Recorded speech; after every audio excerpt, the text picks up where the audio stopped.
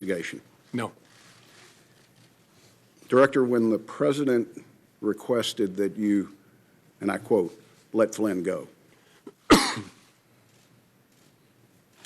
General Flynn had an unreported contact with the Russians, which is an offense. And if press accounts are right, there might have been discrepancies between facts and his FBI testimony. In your estimation, was General Flynn at that time in serious legal jeopardy? And in addition to that, do you sense that the President was trying to obstruct justice or just seek for a way for Mike Flynn to save face, given he had already been fired? Well, General Flynn at that point in time was in legal jeopardy. There was an open FBI criminal investigation of his statements in connection with the Russian contacts and the contacts themselves. And so that was my assessment at the time. I don't think it's for me to say whether the conversation I had with the President was an effort to obstruct. I took it as a very disturbing thing, very concerning, but that's a conclusion I'm sure the special counsel will work towards to try and understand what the intention was there and whether that's an offense. Director, is it possible that as part of this FBI investigation, the FBI could find evidence of criminality that is not tied to the 2016 elections, possible collusion, or coordination with Russians? Sure. So there could be something that just fits a criminal aspect to this that doesn't have anything to do with the 2016 election cycle. Correct. In any complex investigation, when you start turning over rocks, sometimes you find things that are unrelated to the primary investigation that are criminal in nature. Director Comey, you have been criticized publicly for the decision to present your findings on the email investigation directly to the American people. Have you learned anything since that time that would have changed what you said or how you chose to inform the American people? Honestly, no. I mean, it caused a whole lot of personal pain for me, but as I look back, given what I knew at the time and even what I've learned since, I think it was the best way to try and protect the justice institution, including the FBI. In the public domain is this question of the Steele dossier, a document that has been around now for over a year. I'm not sure when the FBI first took possession of it, but the media had it before you had it and we had it. At the time of your departure from the FBI, was the FBI able to confirm any criminal allegations contained in the Steele document? Mr. Chairman, I don't think that's a question I can answer in an open setting because it goes into the details of the investigation.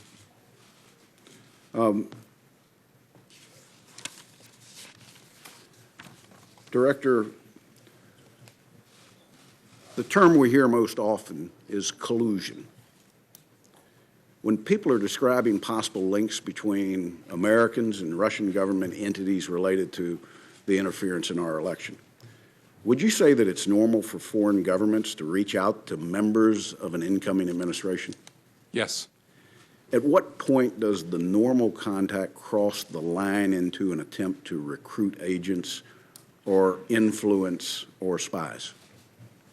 Difficult to say in the abstract. It depends upon the context, whether there's an effort to keep it covert, what the nature of the requests made of the American by the foreign government are. It's a judgment call based on a whole lot of facts.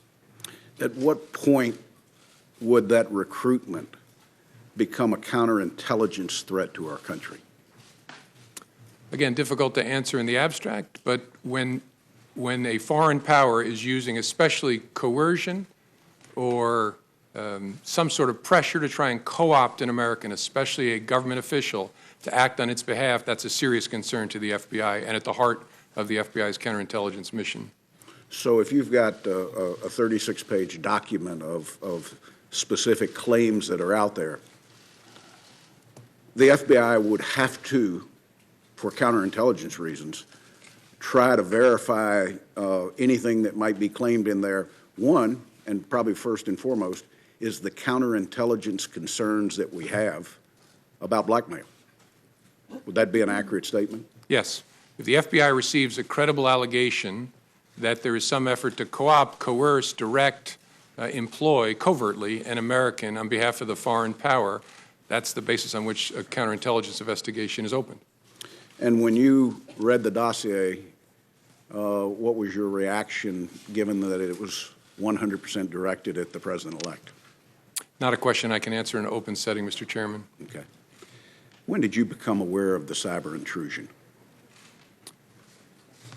The first there's all kinds of cyber intrusions going on all the time. The first Russia-connected cyber intrusion I became aware of in the late summer of 2015. And in that time frame, there were more than the DNC and the DCCC that were targets. Correct. There was a massive effort to target government and non-governmental, near-governmental agencies like nonprofits. What would be the estimate of how many entities out there the Russians specifically targeted in that time frame? It's hundreds. I suppose it could be more than 1,000, but it's at least hundreds. When did you become aware that data had been exfiltrated? I'm not sure exactly. I think either late 15 or early 16. And did you, the director of the FBI, have conversations with the last administration about the risk that this posed? Yes. And share with us, if you will, what actions they took. Well, the FBI had already undertaken an effort to notify all the victims, and that's what we consider the entities that were attacked as part of this massive spear phishing campaign. And so we notified them in an effort to disrupt what might be ongoing.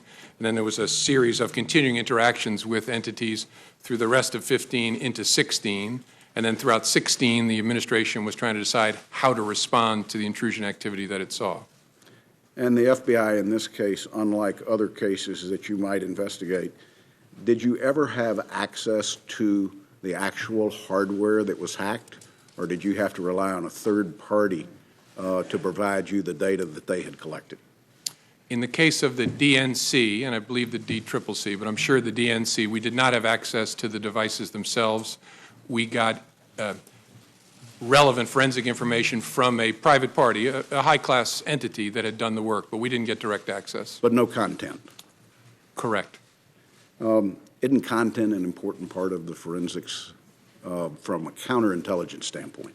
It is, although what was briefed to me by my folks, the people who were my folks at the time, is that they had gotten the information from the private party that they needed to understand the intrusion by the spring of 2016. Let me go back, if I can, very briefly, to the decision to publicly go out with your results on the email. Was your decision influenced by the Attorney General's Tarmac meeting with the former President Bill Clinton? Yes, in a ultimately conclusive way. That was the thing that capped it for me, that I had to do something separately to protect the credibility of the investigation, which meant both the FBI and the Justice Department. Were there other things that contributed to that you can describe in an open session? There were other things that contributed to that. One significant item I can't. I know the committee's been briefed on. There's been some public accounts of it which are nonsense, but I understand the committee's been briefed on the classified facts. Probably the only other consideration that I guess I can talk about in an open setting is that at one point the Attorney General had directed me not to call it an investigation, but instead to call it a matter, which confused me and concerned me. But that was one of the bricks in the load that led me to conclude I have to step away from the department if we're to close this case credibly. Director, my last question. You're not only a seasoned prosecutor. You've led the FBI for years. You understand the investigative process. You've worked with this committee closely, and we're grateful to you because I think we've mutually built trust in what your organization does and what we do. Is there any doubt in your mind that this committee can carry out its oversight role in the 2016 Russian involvement in the elections in parallel with the now special counsel that's been set up? No, no doubt. It can be done. It requires lots of conversations. But Bob Mueller is one of this country's great, great pros, and I'm sure you all will be able to work it out with him to run it in parallel. I want to thank you once again. I want to turn to the Vice Chairman. Thank you, Mr. Chairman. And again, Director Comey, thank you for your service. And your comments to your FBI family, I know were heartfelt. Know that even though there are some in the administration who've tried to smear your reputation, you had Acting Director McCabe in public testimony a few weeks back and in public testimony yesterday reaffirm that the vast majority of the FBI community had great trust in your leadership and obviously trust in your integrity. I want to go through a number of the meetings that you referenced in your testimony. And let's start with the January 6th meeting in Trump Tower, where you went up with a series of officials to brief the President-elect on the Russia investigation. My understanding is you remained afterwards to brief him on, again, quote, some personally sensitive aspects of the information you relayed. Now, you said after that briefing, you felt compelled to document that conversation, that you actually started documenting it as soon as you got into the car. Now, you've had extensive experience at the Department of Justice and at the FBI. You've worked under presidents of both parties. What was it about that meeting that led you to determine that you needed to start putting down a written record? A combination of things. I think the circumstances, the subject matter, and the person I was interacting with. Circumstances first, I was alone with the President of the United States, or the President-elect, soon to be President. The subject matter, I was talking about matters that touch on the FBI's core responsibility and that relate to the President-elect personally. And then the nature of the person. I was honestly concerned that he might lie about the nature of our meeting, and so I thought it really important to document.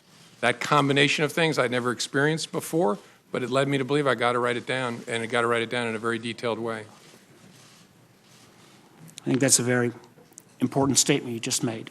And my understanding is that then, again, unlike your dealings with presidents of either parties in your past experience, in every subsequent meeting or conversation with this president, you created a written record. Did you feel that you needed to create this written record of these memos because they might need to be relied on at some future date? Sure. I created records after conversations, and I think I did it after each of our 9 conversations. If I didn't, I did it for nearly all of them, especially the ones that were substantive. I knew that there might come a day when I would need a record of what had happened, not just to defend myself, but to defend the FBI and our integrity as an institution and the independence of our investigative function. That's what made this so difficult, is it was a combination of circumstances, subject matter, and the particular person.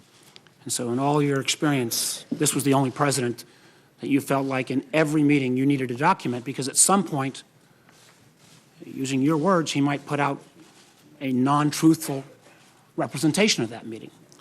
Now, that's right, Senator. And I, as I said in my written testimony, as FBI director, I interacted with President Obama, and I spoke only twice in 3 years and didn't document it.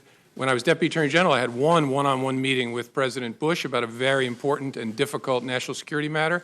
I didn't write a memo documenting that conversation either. Sent a quick email to my staff to let them know there was something going on. But I didn't feel with President Bush the need to document it in that way. Again, because the combination of those factors just wasn't present with either President Bush or President Obama. I think that is very significant. I think others will probably question that. Now, the chairman and I have requested those memos. It is our hope that the FBI will get this committee access to those memos so that, again, we can read that contemporaneous rendition so that we've got your side of the story. Now, I know members have said and press have said that if you were, a great deal has been made of whether the president, you are asked to, in effect, indicate whether the president was the subject of any investigation. And my understanding is prior to your meeting on January 6th, you discussed with your leadership team whether or not you should be prepared to assure then President-elect Trump that the FBI was not investigating him personally. Now, my understanding is your leadership team agreed with that, but was that a unanimous decision? Was there any debate about that? It wasn't unanimous. One of the members of the leadership team had a view that although it was technically true, we did not have a counterintelligence file case open on then President-elect Trump. His concern was because we're looking at the potential, again, that's the subject of the investigation, coordination between the campaign and Russia, because it was President Trump, President-elect Trump's campaign, this person's view was inevitably his behavior, his conduct will fall within the scope of that work, and so he was reluctant to make the statement that I made. I disagreed. I thought it was fair to say what was literally true. There is not a counterintelligence investigation of Mr. Trump, and I decided in the moment to say it, given the nature of our conversation. At that moment in time, did you ever revisit that as in these subsequent sessions? With the FBI leadership team? Sure. With the team. And the leader who had that view, it didn't change. His view was still that it was probably, although literally true, his concern was it could be misleading because the nature of the investigation was such that it might well touch, obviously it would touch the campaign, and the person at the head of the campaign would be the candidate. And so that was his view throughout. Let me move to the January 27th dinner, where you said, quote, "The president began by asking me whether I wanted to stay on as FBI director. He also indicated that lots of people, again your words, wanted the job. You go on to say that the dinner itself was seemingly an effort to, quote, have you ask him for your job and create some sort of, quote unquote, patronage relationship. The president seems, from my reading of your memo, to be holding your job or your possibility of continuing in your job over your head in a fairly direct way. What was your impression, and what did you mean by this notion of a patronage relationship? Well, my impression, and again, it's my impression, I could always be wrong, but my common sense told me that what was going on is either he had concluded or someone had told him that you've already asked Comey to stay and you didn't get anything for it, and that the dinner was an effort to build a relationship, in fact, he asked specifically, of loyalty in the context of asking me to stay. And as I said, what was odd about that is we'd already talked twice about it by that point, and he'd said, I very much hope you'll stay. I hope you'll stay. In fact, I just remembered sitting here a third one. When you've seen the picture of me walking across the blue room, and what the president whispered in my ear was, I really look forward to working with you. So after those encounters... And that was just a few days before you were fired. Yeah, that was on the Sunday after the inauguration. The next Friday I have dinner, and the president begins by wanting to talk about my job. And so I'm sitting there thinking, wait a minute, 3 times you've already asked me to stay or talked about me staying. My common sense, again, I could be wrong, but my common sense told me what's going on here is he's looking to get something in exchange for granting my request to stay in the job. Again, we all understand, I was a governor, I had people work for me, but this constant request, and again, quoting you, him saying that he, despite you explaining your independence, he kept coming back to, I need loyalty, I expect loyalty. Had you ever had any of those kind of requests before from anyone else you'd worked for in the government? No. And what made me uneasy was, I'm, at that point, the director of the FBI. The reason that Congress created a 10-year term is so that the director is not feeling as if they're serving with political loyalty owed to any particular person. The statue of justice has a blindfold on because you're not supposed to be peeking out to see whether your patron is pleased or not with what you're doing. It should be about the facts and the law. That's why I became FBI director, to be in that kind of position. So that's why I was so uneasy. Well, let me move on. My time's running out. February 14th, again, it seems a bit strange. You were in a meeting, and your direct superior, the Attorney General, was in that meeting as well, yet the President asked everyone to leave, including the Attorney General to leave, before he brought up the matter of General Flynn. What was your impression of that type of action? And have you ever seen anything like that before? No. My impression was something big is about to happen. I need to remember every single word that is spoken. And again, I could be wrong. I'm 56 years old. I've been seen a few things. My sense was the Attorney General knew he shouldn't be leaving, which is why he was lingering. and I don't know Mr. Kushner well, but I think he picked up on the same thing. And so I knew something was about to happen that I needed to pay very close attention to. And I found it very interesting that in the memo that you wrote after this February 14th pull-aside, you made clear that you wrote that memo in a way that was unclassified. If you affirmatively made the decision to write a memo that was unclassified, was that because you felt at some point the facts of that meeting would have to come clean and come clear and actually be able to be cleared in a way that could be shared with the American people? Well, I remember thinking this is a very disturbing development, really important to our work. I need to document it and preserve it in a way, and this committee gets this, but sometimes when things are classified, it tangles them up. It's hard Amen. to share it within an investigative team. You have to be very careful about how you handle it for good reason.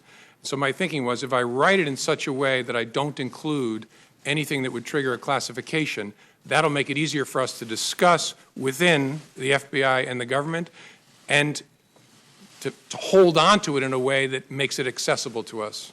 Well, again, it's our hope, particularly since you're a pretty knowledgeable guy and you wrote this in a way that was unclassified, that this committee will get access to that unclassified document. I think it would be very important to our investigation. Let me just ask this in closing. How many ongoing investigations at any time does the FBI have? Going on? Tens of thousands. Tens of thousands. Did the President ever ask about any other ongoing investigation? No. Did he ever ask about you trying to interfere on any other investigation? No. I think, again, this speaks volumes. This doesn't even get to the questions around the phone calls about lifting the cloud. I know other members will get to that, but I really appreciate your testimony and appreciate your service to our nation. Thank you, Senator Warner. You know, I'm sitting here going through my contacts with him. I had one conversation with the President that was classified where he asked about an ongoing intelligence investigation. It was brief and entirely professional. But he didn't ask you to take any specific action on that, No. unlike what he had done vis-a-vis Mr. Flynn and the overall Russia investigation. Correct. Thank you, sir. Senator Risch. Thank you very much. Mr. Comey, thank you for your service. America needs more like you, and we really appreciate it. Yesterday, I got, and everybody got, the 7 pages of your direct testimony that's now part of the record here. And the first, I read it, then I read it again, and all I could think was, number one, how much I hated the class of legal writing when I was in law school. And you were the guy that probably got the A after reading this. So I find it clear, I find it concise, and having been a prosecutor for a number of years and handling hundreds, maybe thousands of cases and read police reports, investigative reports, this is as good as it gets, and I really appreciate that. Not only the conciseness and the clearness of it, but also the fact that you have things that were written down contemporaneously when they happened, and you actually put them in quotes, so we know exactly what happened, and we're not getting some rendition of it that's in your mind. So, Thank you, so sir. you're to be complimented for I that. had great parents and great teachers who beat that into me. That's obvious, sir. The chairman walked you through a number of things that the American people need to know and want to know. Number one, obviously, we all know about the active measures that the Russians have taken. I think a lot of people were surprised at this. Those of us that work in the intelligence community, it didn't come as a surprise, but now the American people know this, and it's good they know this because this is serious and it's a problem. I think, secondly, I gather from all this that you're willing to say now that while you were director, the President of the United States was not under investigation. Is that a fair statement? That's correct. All right. So that's a fact that we can rely on at this Yes, sir. time. Okay. I remember you talked with us shortly after February 14th when the New York Times wrote an article that suggested that the Trump campaign was colluding with the Russians. You remember reading that article when it first came out? I do. It was about allegedly extensive electronic surveillance that Correct. had communications. Yes, I do. And that upset you to the point where you actually went out and surveyed the intelligence community to see whether you were missing something in that. Is that correct? That's correct. I want to be careful in open setting, but I'm not going to go any further than that Okay. with it, so thank you. In addition to that, after that, you sought out both Republican and Democrat senators to tell them that, hey, I don't know where this is coming from, but this is not the case. This is not factual. Do you recall that? Yes. Okay. So again, so the American people can understand this, that report by the New York Times was not true. Is that a fair statement? Yeah, in the main, it was not true. And again, all of you know this, maybe the American people don't. The challenge, and I'm not picking on reporters, about writing stories about classified information is the people talking about it often don't really know what's going on, and those of us who actually know what's going on are not talking about it. And we don't call the press to say, hey, you got that thing wrong about this sensitive topic. We just have to leave it there. I mentioned to the chairman the nonsense around what influenced me to make the July 5th statement. Nonsense, but I can't go explaining how it's nonsense. Thank you. All right, so those three things we now know regarding the active measures with the president's under investigation and the collusion between the Russian, the Trump campaign and the Russians. I want to drill right down, as my time is limited, to the most recent dust-up regarding allegations that the President of the United States obstructed justice. And, boy, you nailed this down on page 5, paragraph 3. You put this in quotes. Words matter. You wrote down the words so we can all have the words in front of us now. There's 28 words there that are in quotes, and it says, quote, I hope, this is the President speaking, I hope you can see your way clear to letting this go, to letting Flynn go. He is a good guy. I hope you can let this go. Now, those are his exact words. Is that correct? Correct. And you wrote them here and you put them in quotes? Correct. Okay. Thank you for that. He did not direct you to let it go. Not in his words, no. He did not order you to let it go. Again, those words are not an order. No. He said, I hope. Now, like me, you probably did hundreds of cases, maybe thousands of cases, charging people with criminal offenses. And, of course, you have knowledge of the thousands of cases out there that where people have been charged. Do you know of any case where a person has been charged for obstruction of justice, or for that matter, any other criminal offense, where they said or thought they hoped for an outcome? I don't know well enough to answer. And the reason I keep saying his words is I took it as a direction. Right. I mean, this is the President of the United States with me alone saying, I hope this. I took it as this is what he wants me to do. Now, I didn't obey that, but that's the way I took it. You may have taken it as a direction, but that's not what he said. Correct. That's He why said, I hope. those are exact words. Okay. Correct. You don't know of anyone that's ever been charged for hoping something. Is that a fair statement? I don't as I sit here. Yeah, thank you. Thank you, Mr. Chairman. Senator Feinstein. Thanks very much, Mr. Chairman. Mr. Comey, I just want you to know that I have great respect for you. Senator Cornyn and I sit on the Judiciary Committee, so we have occasion to have you before us. And I know that you're a man of strength and integrity, and I really regret the situation that we all find ourselves in. I just want to say that. Let me begin with one overarching question. Why do you believe you were fired? I guess I don't know for sure. I believe I take the President at his word that I was fired because of the Russia investigation. Something about the way I was conducting it, the President felt created pressure on him that he wanted to relieve. Again, I didn't know that at the time, but I've watched his interview. I've read the press accounts of his conversations, so I take him at his word there. Now, look, I could be wrong. Maybe he's saying something that's not true, but I take him at his word, at least based on what I know now. Talk for a moment about his request that you pledge loyalty and your response to that and what impact you believe that had. I don't know for sure because I don't know the President well enough to read him well. I think it was, first of all, our relationship didn't get off to a great start given the conversation I had to have on January 6th. This was not, this didn't improve the relationship because it was very, very awkward. He was asking for something and I was refusing to give it. But again, I don't know him well enough to know how he reacted to that exactly. Do you believe the Russia investigation played a role? And why I was fired? Yes. Yes, because I've seen the Okay. president say so.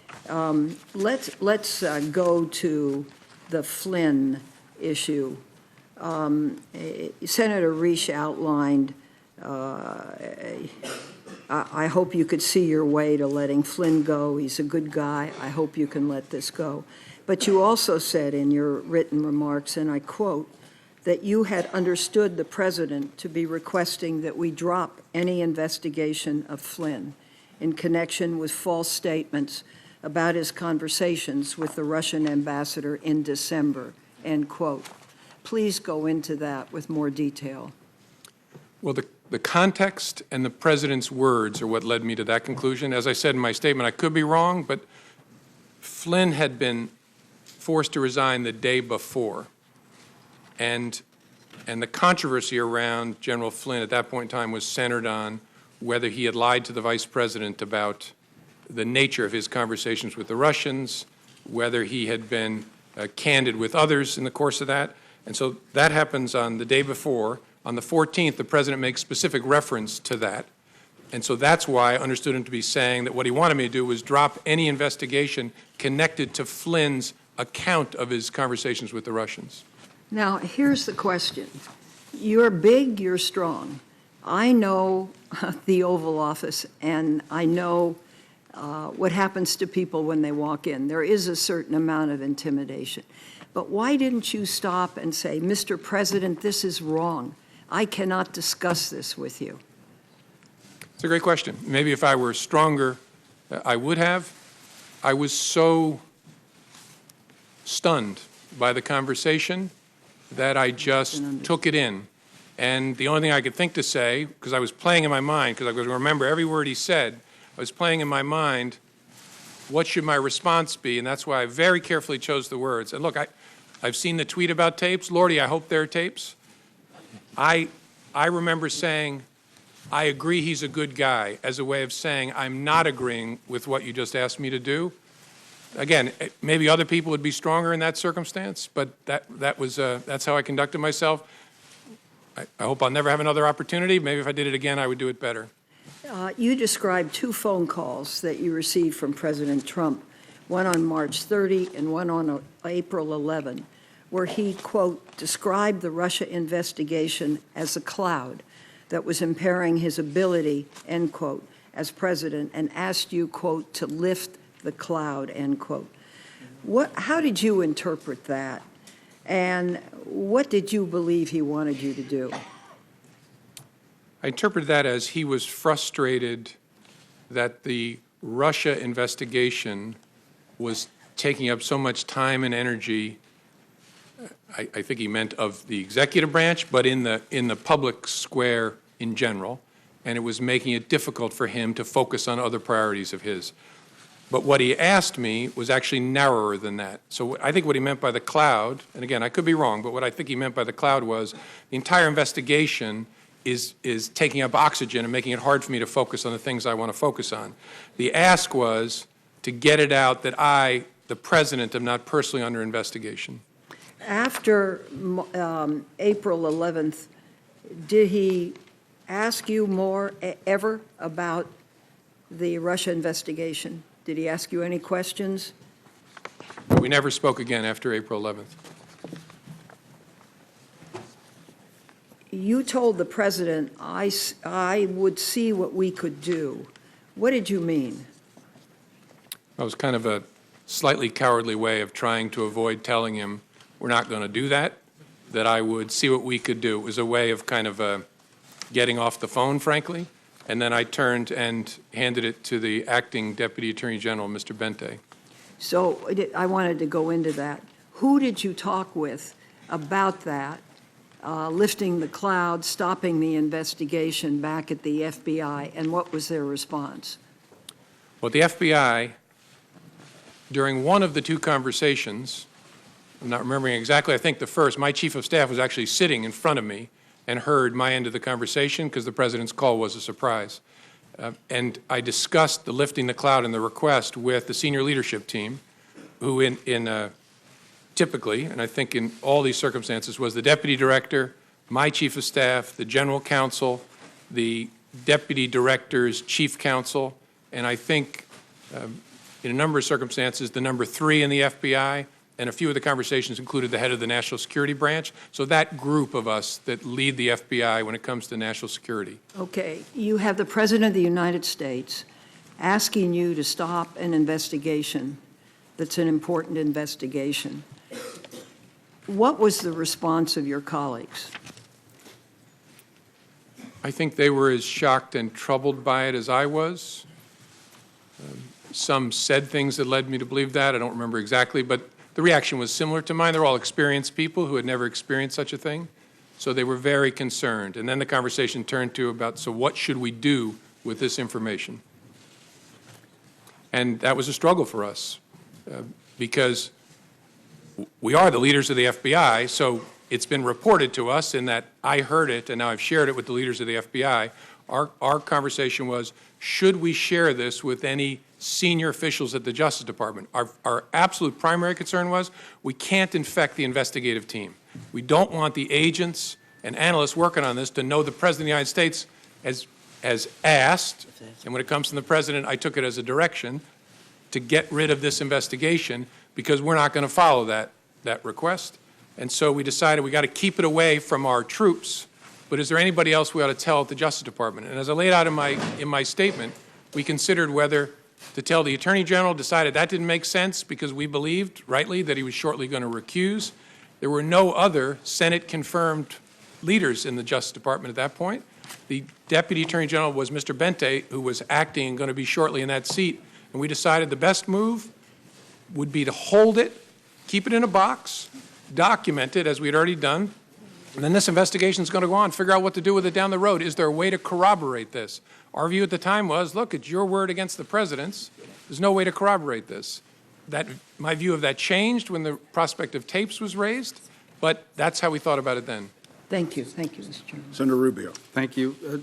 Director Comey, the meeting in the Oval Office where he made the request about Mike Flynn, was that the only time he asked you to hopefully let it go?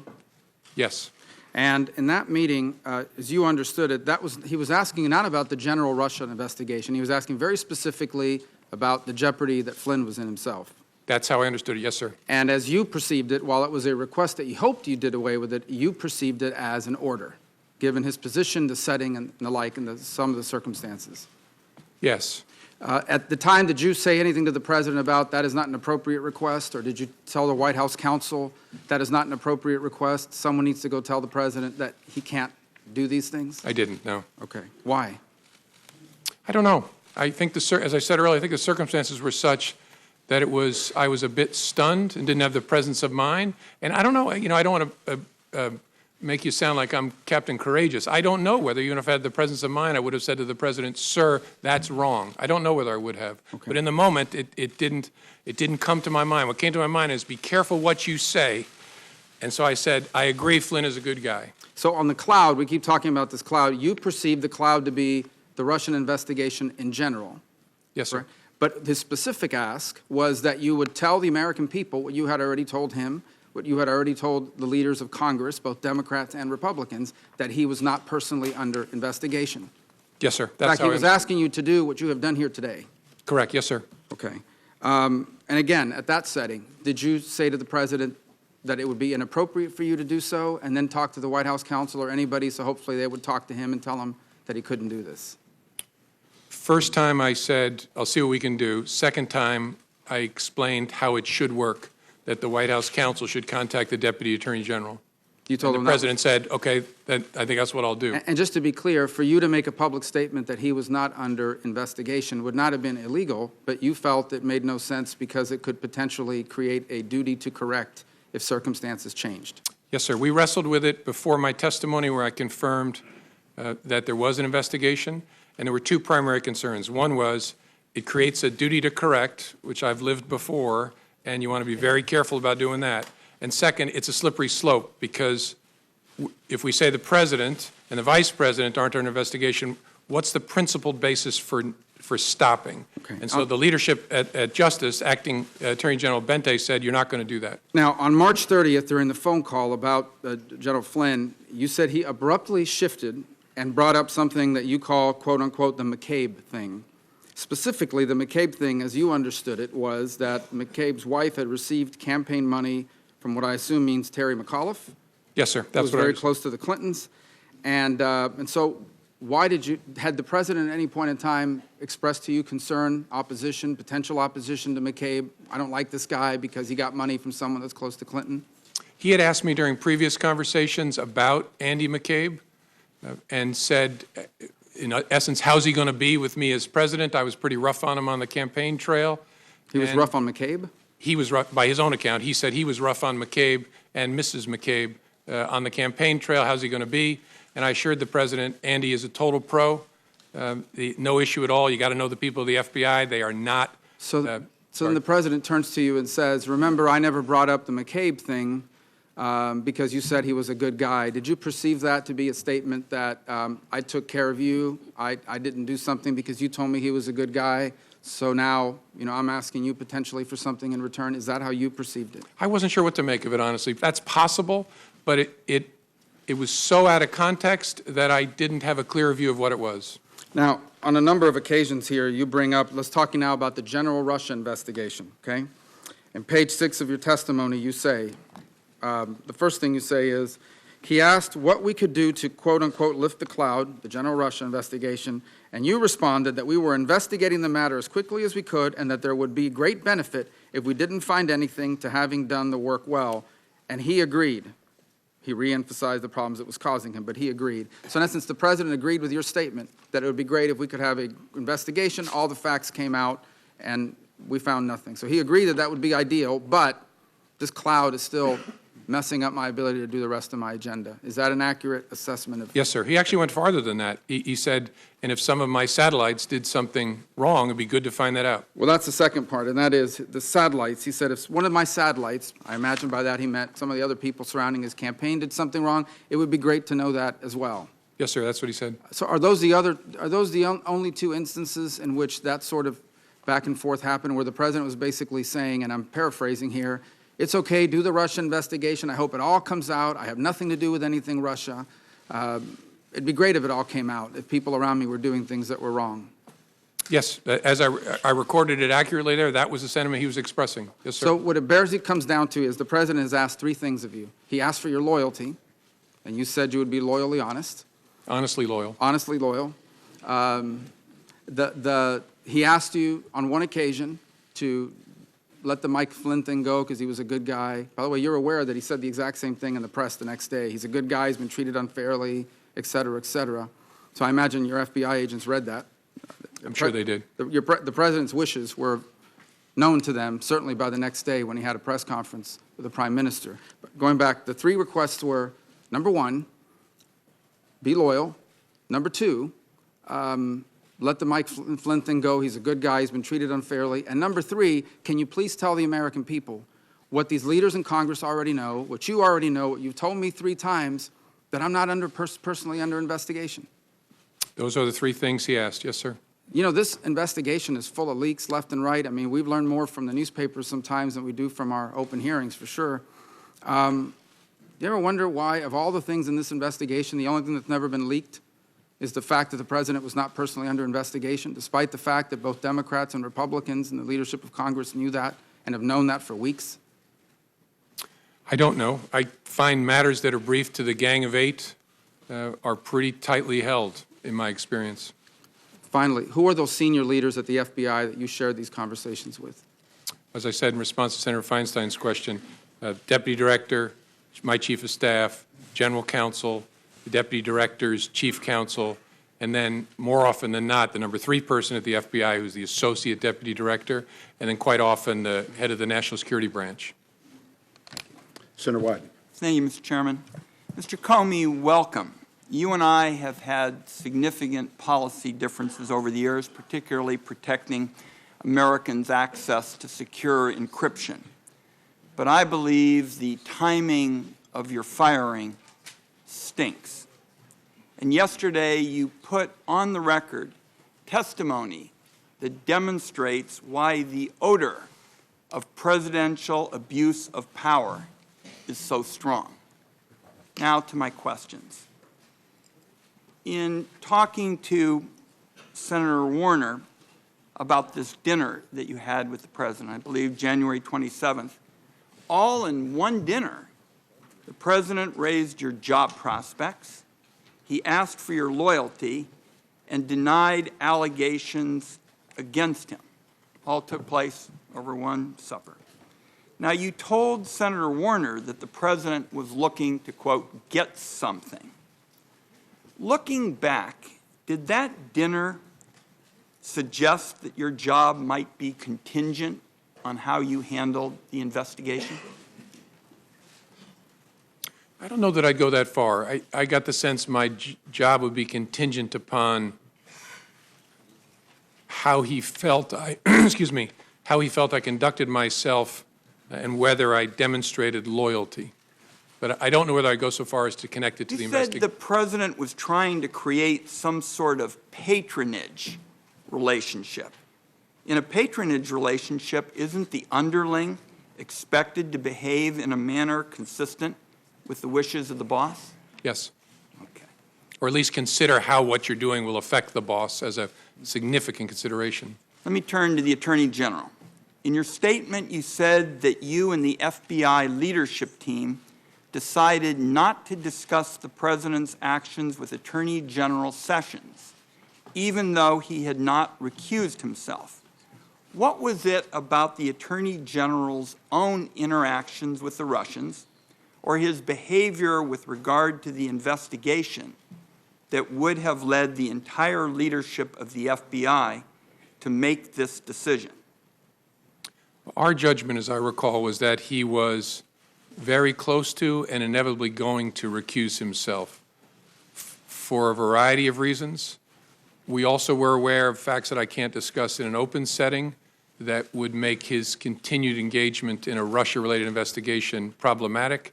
And so we were convinced, and in fact, I think we'd already heard that the career people were recommending that he recuse himself, that he was not going to be in contact with Russia-related matters much longer. And that turned out to be the case. How would you characterize Attorney General Sessions' adherence to his recusal, in particular with regard to his involvement in your firing, which the President has acknowledged was because of the Russian investigation? That's a question I can't answer. I think it's a reasonable question. If, as the President said, I was fired because of the Russia investigation, why was the Attorney General involved in that chain? I don't know. And so I don't have an answer for the question. Your testimony was that the President's request about Flynn could infect the investigation.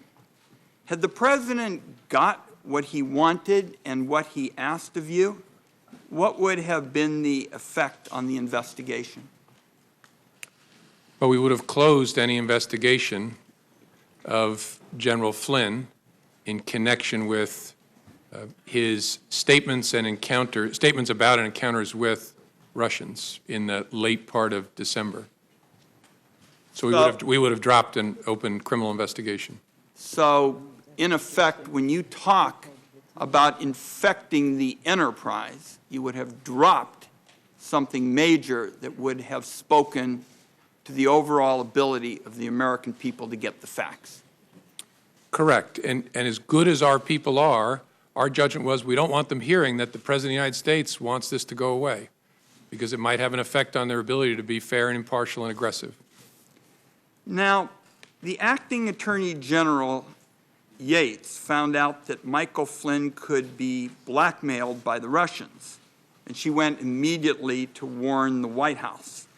Flynn is gone, but other individuals with contacts with the Russians are still in extremely important positions of power. Should the American people have the same sense of urgency now with respect to them? I think all I can say, Senator, is the special counsel's investigation is very important. Understanding what efforts there were or are by the Russian government to influence our government is a critical part of the FBI's mission. So, and you've got the right person in Bob Mueller to lead it. So it's a very important piece of work. Vice President Pence was the head of the transition. To your knowledge, was he aware of the concerns about Michael Flynn prior to or during General Flynn's tenure as National Security Advisor? I don't, you're asking, including up to the time when Flynn was forced to resign? My understanding is that he was, and I'm trying to remember where I get that understanding from. I think from Acting Attorney General Yates.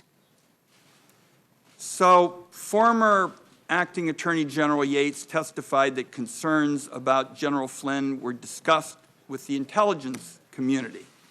Would that have included anyone at the CIA or Dan Coates' office, the DNI? I would assume yes.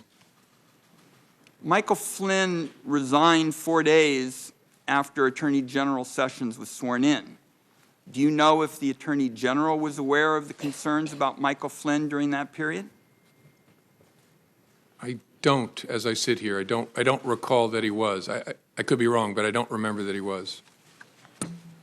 And finally, let's see if you can give us some sense of who recommended your firing. Besides the letters from the Attorney General, the Deputy Attorney General, do you have any information on who may have recommended or have been involved in your firing?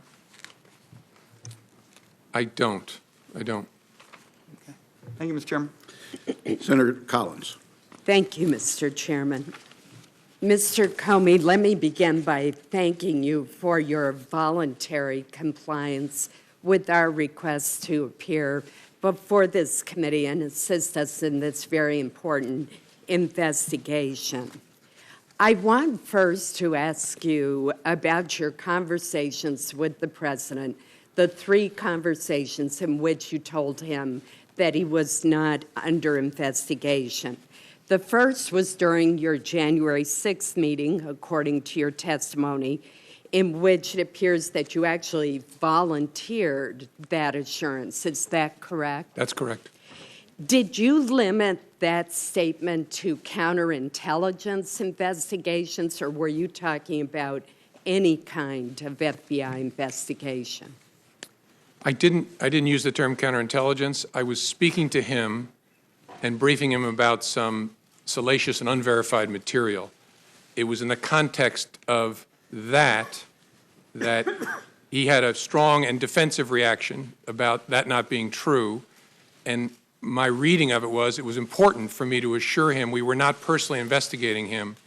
And so the context then was actually narrower, focused on what I just talked to him about. But it was very important because it was, first, true, and second, I was worried very much about being in kind of a J. Edgar Hoover type situation. I didn't want him thinking that I was briefing him on this to sort of hang it over him in some way. I was briefing him on it because we had been told by the media it was about to launch. We didn't want to be keeping that from him, and if there was he needed to know this was being said. But I was very keen not to leave him with an impression that the Bureau was trying to do something to him, and so that's the context in which I said, sir, we're not personally investigating you. And then and that's why you volunteered the information. Yes, ma'am. Correct. Then on the January 27th dinner, you told the president that he should be careful about asking you to investigate because, quote, you might create a narrative that we were investigating him personally, which we weren't. Again, were you limiting that statement to counterintelligence investigations or more broadly, such as a criminal investigation? The context was very similar. I didn't modify the word investigation. It was, again, he was reacting strongly, again, to that unverified material, saying, I'm tempted to order you to investigate it. And that, in the context of that, I said, sir, you want to be careful about that because it might create a narrative we're investigating you personally. And then there was the March 30th phone call with the president in which you reminded him that congressional leaders have been briefed that we were not personally, the FBI was not personally investigating President Trump. And again, was that statement to congressional leaders and to the president limited to counterintelligence investigations, or was it a broader statement? I'm trying to understand whether there was any kind of investigation of the president underway. No. I'm sorry. And if I misunderstood, I apologize. We briefed the congressional leadership about what Americans we had opened counterintelligence investigation cases on, and we specifically said the president is not one of those Americans. But that there was no other investigation of the president that we were not mentioning at that time. What the context was counterintelligence, but I wasn't trying to hide some criminal investigation of the president. And was the president under investigation at the time of your dismissal on May 9th? No. I'd like to now turn to the conversations with the president about Michael Flynn, which have been discussed at great length. And first, let me make very clear that the president never should have cleared the room, and he never should have asked you, as you reported, to let it go, to let the investigation go. But I remain puzzled by your response. Your response was, I agree that Michael Flynn is a good guy.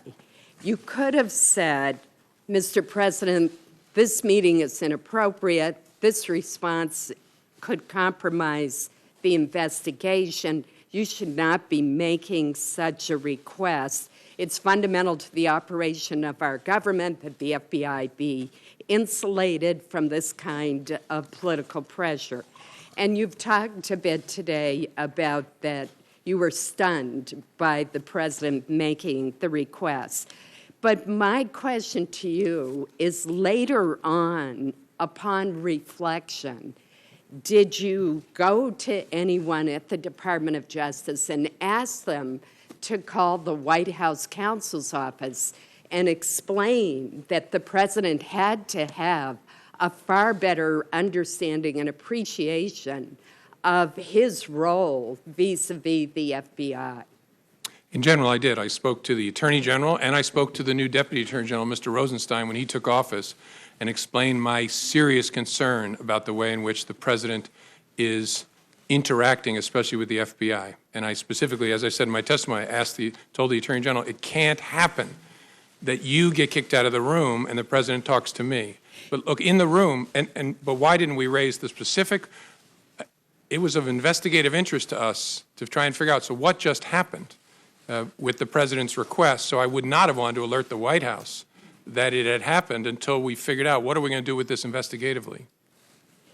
Your testimony was that you went to Attorney General Sessions and said, don't ever leave me alone with him again.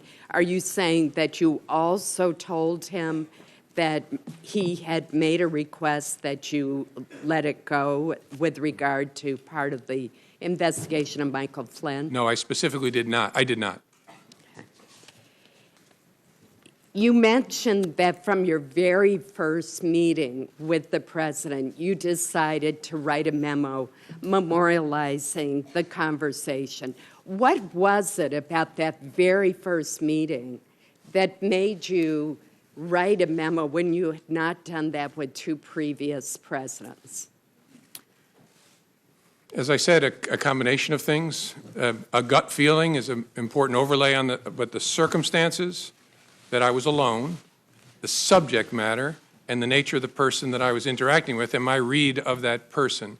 And yeah, and really just a gut feel laying on top of all of that, it's going to be important to protect this organization, that I make records of this.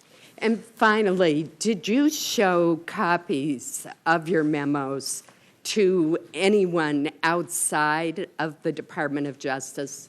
Yes. And to whom did you show copies?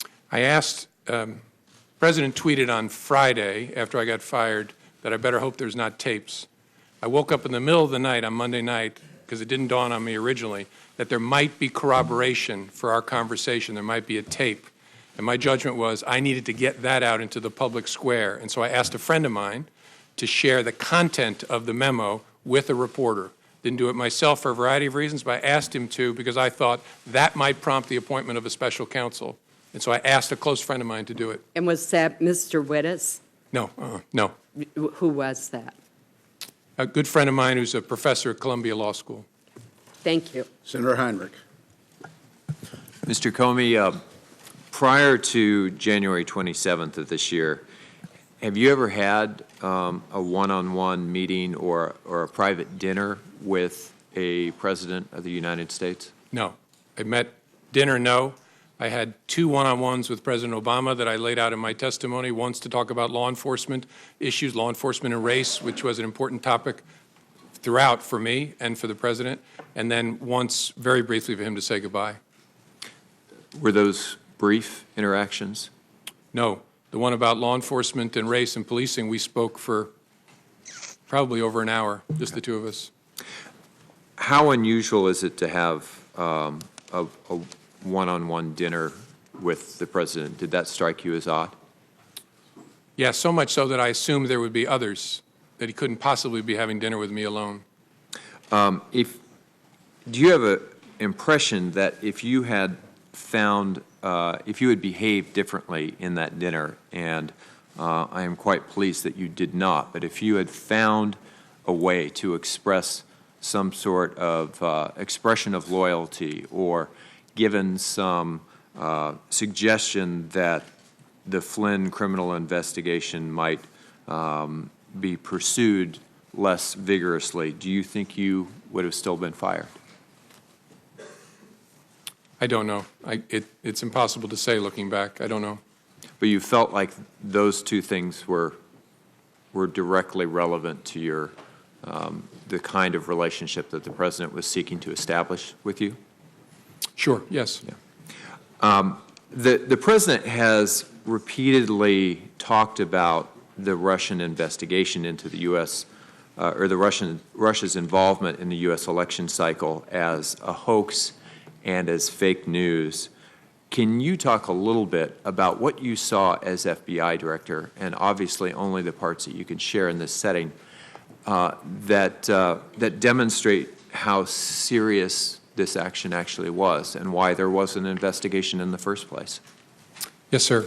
There should be no fuzz on this whatsoever. The Russians interfered in our election during the 2016 cycle. They did it with purpose, they did it with sophistication, they did it with overwhelming technical efforts, and it was an active measures campaign driven from the top of that government. There is no fuzz on that. It is a high confidence judgment of the entire intelligence community, and the members of this committee have seen the intelligence. It's not a close call. That happened. That's about as unfake as you can possibly get, and is very, very serious, which is why it's so refreshing to see a bipartisan focus on that, because this is about America, not about any particular party. So that was a hostile act by the Russian government against this country? Yes, sir. Did the president, in any of those interactions that you've shared with us today, ask you what you should be doing or what our government should be doing or the intelligence community to protect America against Russian interference in our election system? I don't recall a conversation like that. Never. No. Do you find it not odd? Not with President Trump. Right. I attended a fair number of meetings on that with President Obama. Do you find it odd that the president seemed unconcerned by Russia's actions in our election? I can't answer that because I don't know what other conversations he had with other advisors or other intelligence community leaders. So I just don't know sitting here. Did you have any interactions with the president that suggested he was taking that hostile action seriously? I don't remember any interactions with the president other than the initial briefing on January the 6th. I don't remember, could be wrong, but I don't remember any conversations with him at all about that. As you're very aware, it was only the two of you in the room for that dinner. You've told us that the president asked you to back off the Flynn investigation. The president told a reporter. Not in that dinner. Fair enough. Told the reporter he never did that. You've testified that the president asked for your loyalty in that dinner. The White House denies that. A lot of this comes down to who should we believe? Do you want to say anything as to why we should believe you? probably, my mother raised me not to say things like this about myself, so I'm not going to. I think people should look at the whole body of my testimony, because as I used to say to juries, that when I talked about a witness, you can't cherry pick it. You can't say, I like these things he said, but on this, he's a dirty, rotten liar. Right. You got to take it all together, and I've tried to be open and fair and transparent and accurate. A really significant fact to me is, so why did he kick everybody out of the Oval Office? Why would you kick the Attorney General, the President, the Chief of Staff out to talk to me if it was about something else? And so that to me, as an investigator, is a very significant fact. And as we look at testimony or as communication from both of you, we should probably be looking for consistency. Well, in looking at any witness, you look at consistency, track record, demeanor, record over time, that sort of thing. Thank you. So there are reports that the incoming Trump administration, either during the transition and or after the inauguration, attempted to set up a sort of backdoor communication channel with the Russian government using their infrastructure, their devices or facilities. What would be the risks, particularly for a transition, someone not actually in the office of the president yet, to setting up unauthorized channels with a hostile foreign government, especially if they were to evade our own American intelligence services? I'm not going to comment on whether that happened in an open setting, but the primary risk is obvious. You spare the Russians the cost and effort of having to break into our communications channels by using theirs. And so you make it a whole lot easier for them to capture all of your conversations and then to use those to the benefit of Russia against the United States. The memos that you wrote, did you write all 9 of them in a way that was designed to prevent them from needing classification? No. And on a few of the occasions I sent emails to my chief of staff or others on some of the brief phone conversations that I recall. The first one was a classified briefing. Although it wasn't in a SCIF, it was in a conference room at Trump Tower. It was a classified briefing, and so I wrote that on a classified device. The one I started typing in the car, that was a classified laptop that I started working on. Any reason in a classified environment, in a SCIF, that this committee it would not be appropriate to see those communications from, at least from your perspective as the author? No. Thank you, Mr. Chairman. Senator Blunt.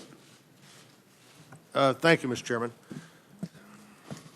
Mr. Comey, when you were terminated at the FBI, I said and still continue to feel that you have provided years of great service to the country. I also said that I'd had significant questions over the last year about some of the decisions you made. If the president hadn't terminated your service, would you still be, in your opinion, the director of the FBI today? Yes, sir. So you took as a direction from the president something that you thought was serious and troublesome, but continued to show up for work the next day. Yes, sir. And 6 weeks later, we're telling the president on March the 30th that he was not personally the target of any investigation. Correct. On March the 30th, and I think again on April 11th as well, I told him we're not investigating him personally. That was true. Well, the point to me, the concern to me there is that all these things are going on.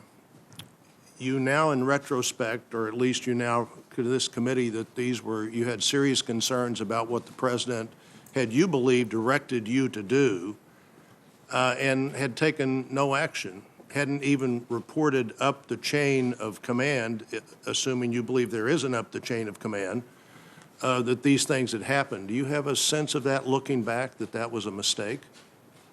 No. In fact, I think no action was the most important thing I could do to make sure there was no interference with the investigation. And on the Flynn issue specifically, I believe you said earlier that you believe the president was suggesting you drop any investigation of Flynn's account of his conversation with the Russian ambassador, which was essentially misleading the vice president and others? Correct. And I'm not going to go into the details, but whether there were false statements made to government investigators as well. Any suggestion that that General Flynn had violated the Logan Act, I always find pretty incredible. The Logan Act's been on the books for over 200 years. Nobody's ever been prosecuted for violating the Logan Act. My sense would be that the discussion, not the problem, misleading investigators or the vice president might have been. That's fair. Yes, sir. And had you previously on February the 14th discussed with the president in the previous meeting anything your investigators had learned or their impressions from talking to Flynn? No, sir. So he said he's a good guy, you said he's a good guy, and that was no further action taken on that.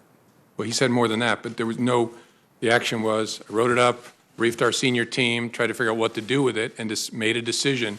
We're going to hold this and then see what we make of it down the road. Yes, sir. Was it your view that not briefing up meant you really had no responsibility to report that to the Justice Department in some way? I think at some point, and I don't know what Director Mueller is going to do with it, but at some point, I was sure we were going to brief it to the team in charge of the case. But our judgment was, in the short term, doesn't make sense to, no fuzz on the fact I reported to the Attorney General. That's why I stressed he shouldn't be kicked out of the room. But it didn't make sense to report to him now. You know, you said the Attorney General said, I don't want to be in the room with him alone again, but you continued to talk to him on the phone. What is the difference in being in the room alone with him and talking to him on the phone alone? Yeah, I think what I stressed to the Attorney General is a little broader than just the room. I said, I report to you. It's very important you be between me and the White House. After that discussion with the Attorney General, did you take phone calls from the President? Yes, sir. So why did you just say you need to talk to, why didn't you say, I'm not taking that call, you need to talk to the Attorney General? Well, I did on the April 11th call, and I reported the calls, the March 30th call and the April 11th call, to my superior, who was the acting Deputy Attorney General. I don't want to run out of time here. Let me make one other point. In reading your testimony, January the 3rd, January the 27th, and March the 30th, it appears to me that on all three of those occasions, you, unsolicited by the President, made the point to him that he was not a target of an investigation. Correct. Yes, sir. One, I thought the March 30th, very interesting. You said, well, even though you don't want, you may not want us, that was the 27th, where he said, why don't you look into that dossier thing more? You said, well, you may not want that because then we couldn't tell you, you couldn't say with, we couldn't answer the question about you being a target of the investigation, but you didn't seem to be answering that question anyhow. As Senator Rubio pointed out, the one unanswered, unleaked question seems to have been that in this whole period of time. But you said something earlier I don't want to fail to follow up on. You said after you were dismissed, you gave information to a friend so that friend could get that information into the public media. Correct. What kind of information was that? What kind of information did you give to a friend? That the Flynn conversation, that the President had asked me to let the Flynn, I mean, I'm forgetting my exact own words, but the conversation in the Oval Office. So you didn't consider your memo or your sense of that conversation to be a government document. You considered it to be somehow your own personal document that you could share with the media as you wanted to? Correct. Through a friend? I understood this to be my recollection recorded of my conversation with the President. As a private citizen, I felt free to share that. I thought it very important to get it out. So were all of your memos that you recorded on classified or other documents, memos that might be yours as a private citizen? I'm sorry, I'm not following the question. Well, I think you said you'd use classified. Oh, yeah, not the classified documents. Unclassified, I don't have any of them anymore, but I gave them to the special counsel. But, yeah, my view was that the content of those unclassified, the memorialization of those conversations was my recollection recorded. So why didn't you give those to somebody yourself rather than give them through a third party? Because I was worried the media was camping at the end of my driveway at that point, and I was actually going out of town with my wife to hide, and I worried it would be like feeding seagulls at the beach if it was I who gave it to the media. So I asked my friend, make sure this gets out. It does seem to me that what you do there is create a source close to the former director of the FBI as opposed to just taking responsibility yourself for saying, here are these records. And like everybody else, I have other things I'd like to get into, but I'm out of time. Okay. Senator King. Thank you. First, I'd like to acknowledge Senator Blumenthal and earlier Senator Nelson. I think the one principal thing you'll learn today, Senator, is that the chairs there are less comfortable than the chairs here, but I welcome you to the hearing. Mr. Comey, a broad question. Was the Russian activity in the 2016 election a one-off proposition, or is this part of a long-term strategy? Will they be back? Oh, it's a long-term practice of theirs. It stepped up a notch in a significant way in 16. They'll be back. I think that's very important for the American people to understand that this is very much a forward-looking investigation in terms of how do we understand what they did and how do we prevent it. Would you agree that that's a big part of our role here? Yes, sir, and it's not a Republican thing or a Democratic thing. It really is an American thing. They're going to come for whatever party they choose to try and work on behalf of, and they're not devoted to either, in my experience. They're just about their own advantage, and they will be back. That's my observation. I don't think Putin is a Republican or a Democrat. He's an opportunist. I think that's a fair statement. With regard to the several of these conversations, in his interview with Lester Holt on NBC, the president said, "I had dinner with him. He wanted to have dinner because he wanted to stay on." Is this an accurate statement? No, sir. Did you in any way initiate that dinner? No. He called me at my desk at lunchtime and asked me, was I free for dinner that night? And called himself and said, can you come over for dinner tonight? And I said, yes, sir. He said, will 6 work? I think he said 6 first. And then he said, I was going to invite your whole family, but we'll do that next time. I wanted you to come over. And is that a good time? I said, sir, whatever works for you. And then he said, how about 6:30? And I said, whatever works for you, sir. And then I hung up and had to call my wife and break a date with her. I was supposed to take her out to dinner that night. That's one of the all-time great excuses for breaking a date. Yeah. In retrospect, I love spending time with my wife. I wish I'd been there that night. That's one question I'm not going to follow up, Mr. Comey. But in that same interview, the president said, in one case I called him and in one case he called me. Is that an accurate statement? No. Did you ever call the president? No. I might. The only reason I'm hesitating is I think there was at least one conversation where I was asked to call the White House switchboard to be connected to him, but I never initiated a communication with the president. And in his press conference on May 18th, the president was asked whether he had urged you to shut down the investigation into Michael Flynn. The president responded, quote, no, no. Next question. Is that an accurate statement? I don't believe it is. Thank you. With regard to the question of him being personally under investigation, does that mean that the dossier is not being reviewed or investigated or followed up on in any way? I obviously can't comment either way. I can't talk in an open setting about the investigation as it was when I was the head of the FBI, and obviously it's Director Bob Mueller's responsibility now, so I don't know. So clearly your statements to the president back in these various times when you assured him he wasn't under investigation were as of that moment. Is that correct, is it not? Correct.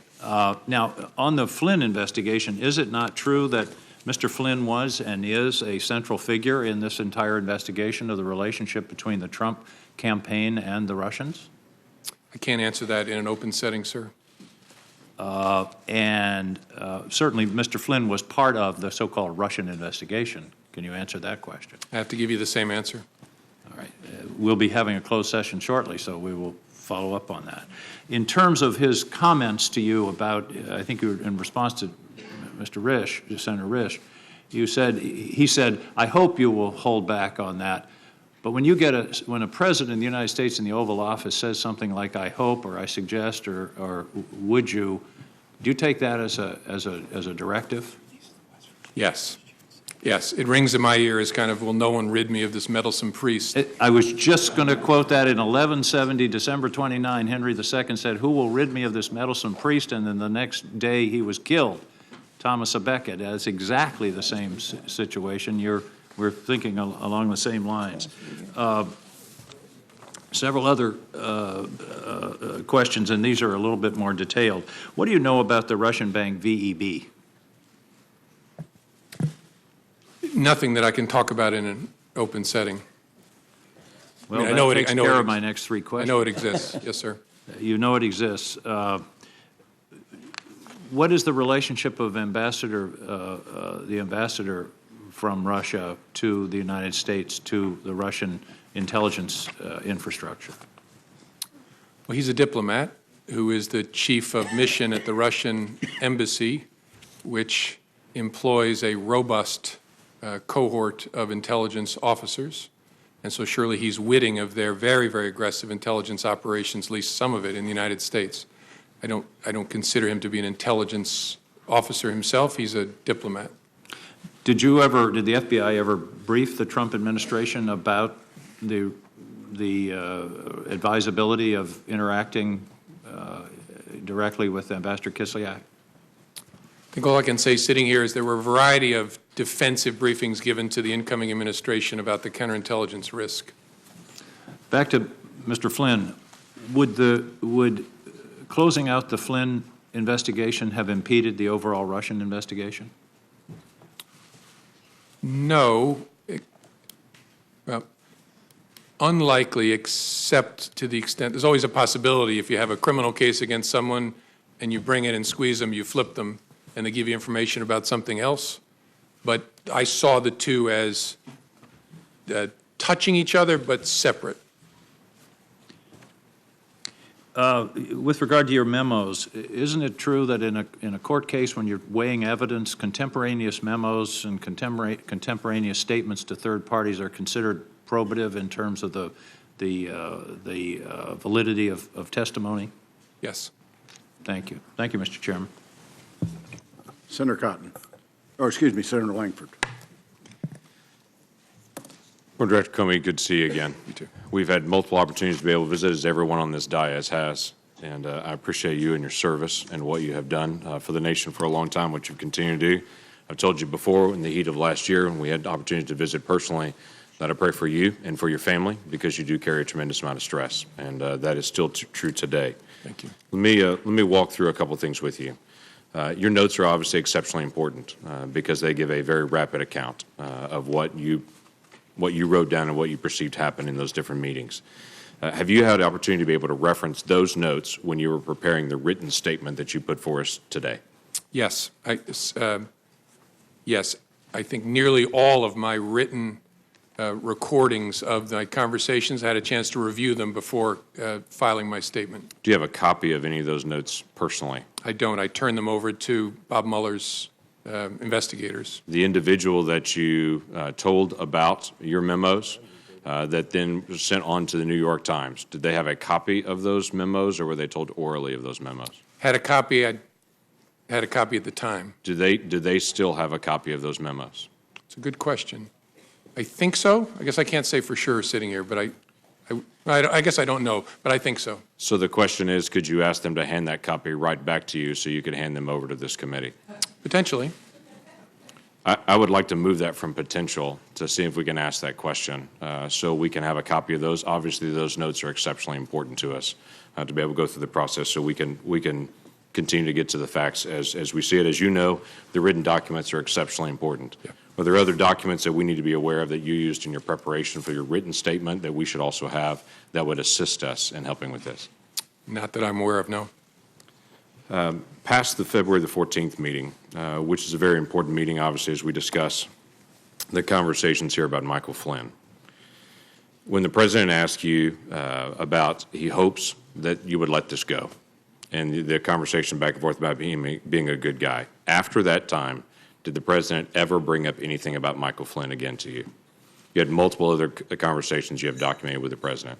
No, I don't remember him ever bringing it up again. Did any member of the White House staff ever come to you and talk to you about letting go of the Michael Flynn case or dropping it or anything referring to that? No. Nope. Did the Director of National Intelligence come to you and talk to you about that? No. Did anyone from the Attorney General's office, the Department of Justice, ask you about that? No. Did the head of NSA talk to you about that? No.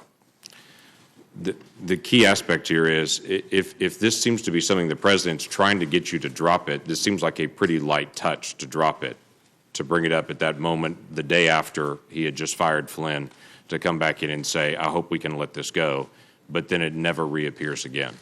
Did it slow down your investigation or any investigation that may or may not be occurring with Michael Flynn? No, although I don't know there are any manifestations, outward manifestations of the investigation between February 14th and when I was fired. So I don't know that the President would have any way of knowing whether it was effective or not. Okay, that's fair enough. If the President wanted to stop an investigation, how would he do that? Knowing it's an ongoing criminal investigation or counterintelligence investigation, would that be a matter of trying to go to you perceive, and to say you make it stop because he doesn't have the authority to stop? Or how would the President make an ongoing investigation stop? Again, I'm not a legal scholar, so smarter people answer this better, but I think as a legal matter, the President is the head of the executive branch and could direct, in theory, we have important norms against this, but direct that anybody be investigated or anybody not be investigated. I think he has the legal authority, because all of us ultimately report in the executive branch up to the President. Okay. Would that be to you? Would that be to the Attorney General? Would that be to who that would do that?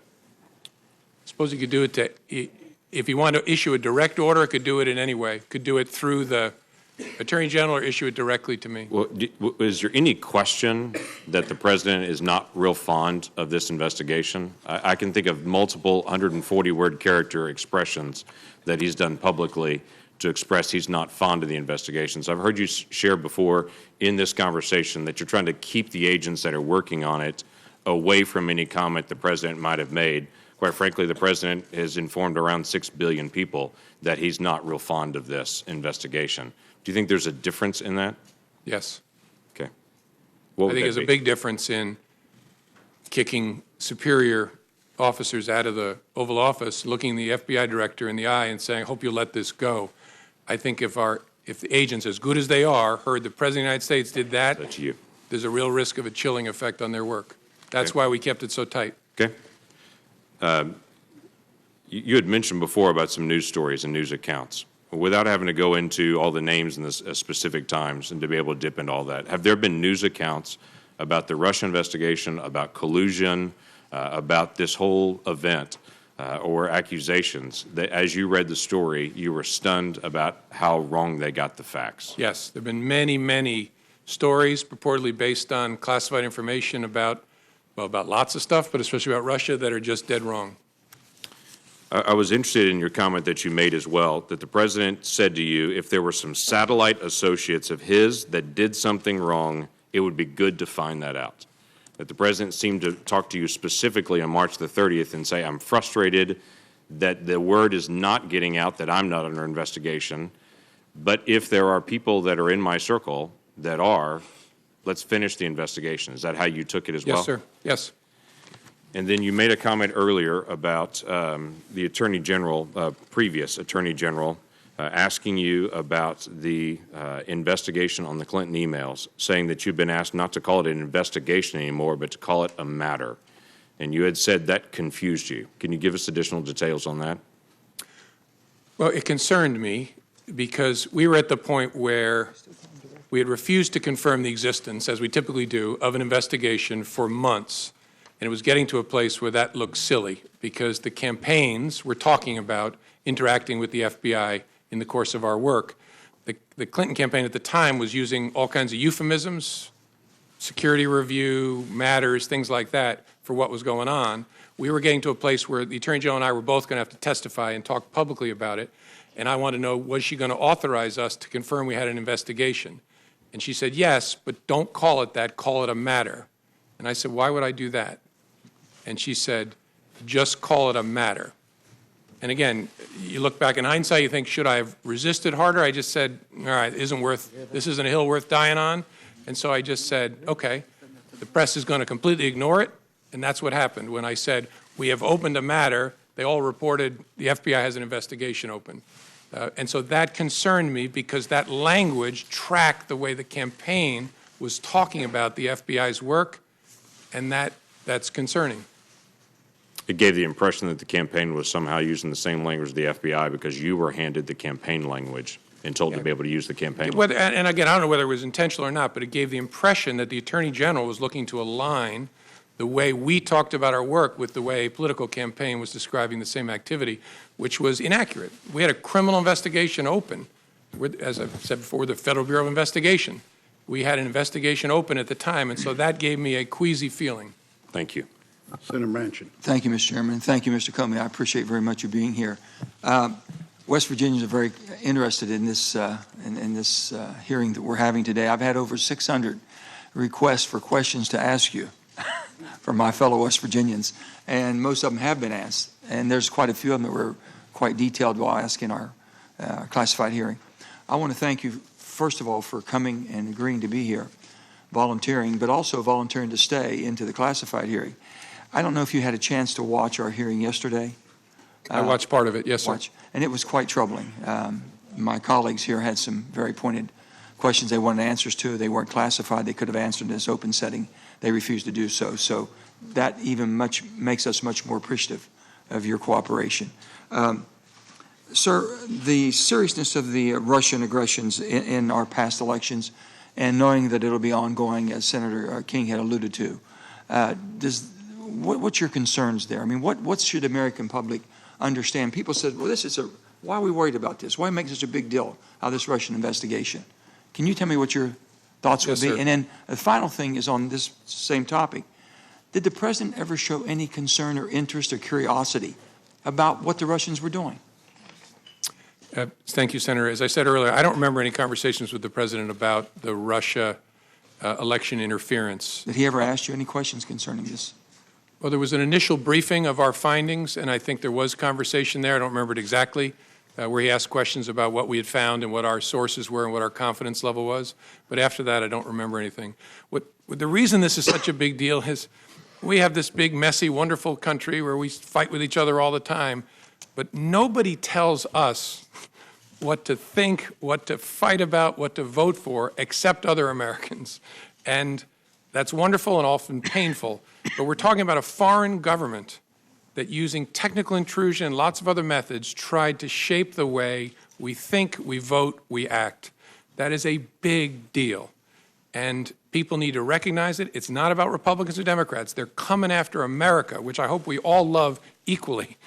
They want to undermine our credibility in the face of the world. They think that this great experiment of ours is a threat to them, and so they're going to try to run it down and dirty it up as much as possible.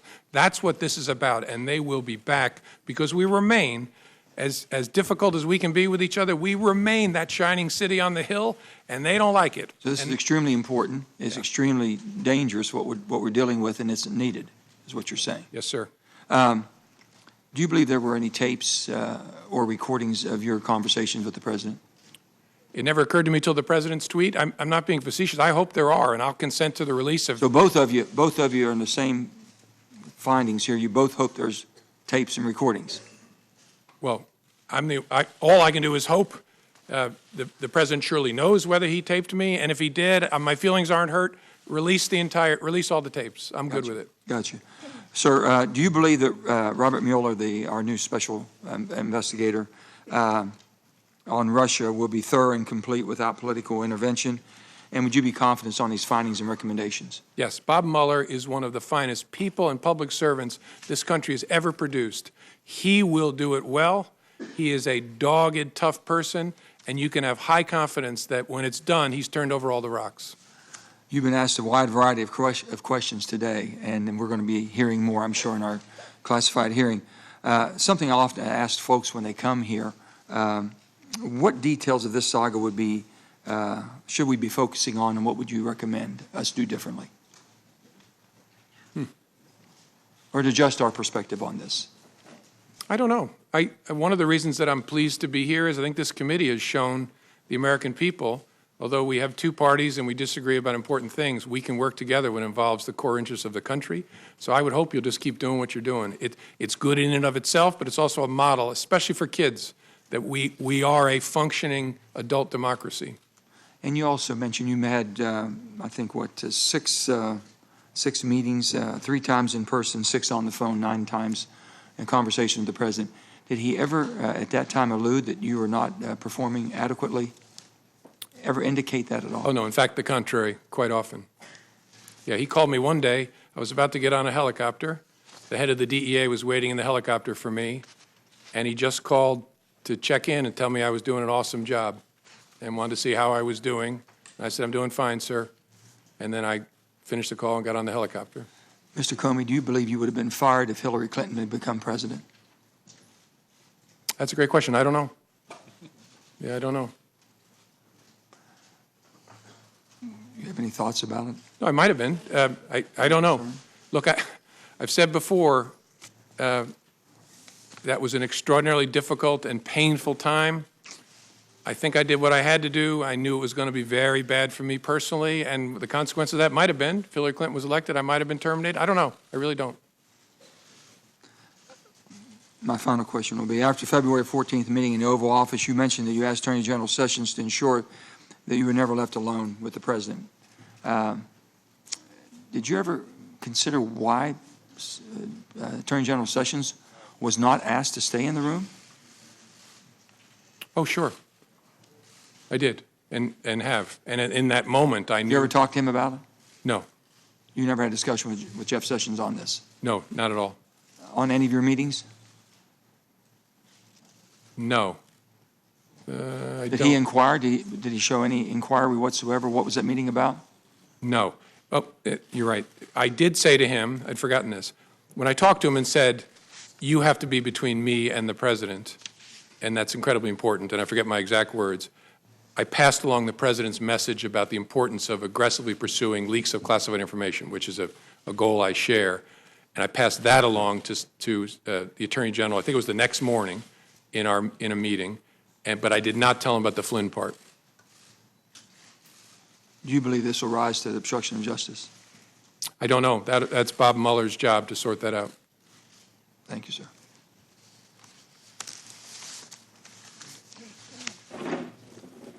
Mr. Chairman. Senator Cotton. Mr. Comey, you encouraged the President to release the tapes. Will you encourage the Department of Justice or your friend at Columbia or Mr. Mueller to release your memos? Sure. You said that you did not record your conversations with President Obama or President Bush in memos. Did you do so with Attorney General Sessions or any other senior member of the Trump Department of Justice? No. Did you? I'm sorry. Did you record conversations and memos with Attorney General Lynch or any other senior member of the Obama Department of Justice? No, not that I recall. In your statement for the record, you cite 9 private conversations with the President, 3 meetings, and 2 phone calls. There are 4 phone calls that are not discussed in your statement for the record. What happened in those phone calls?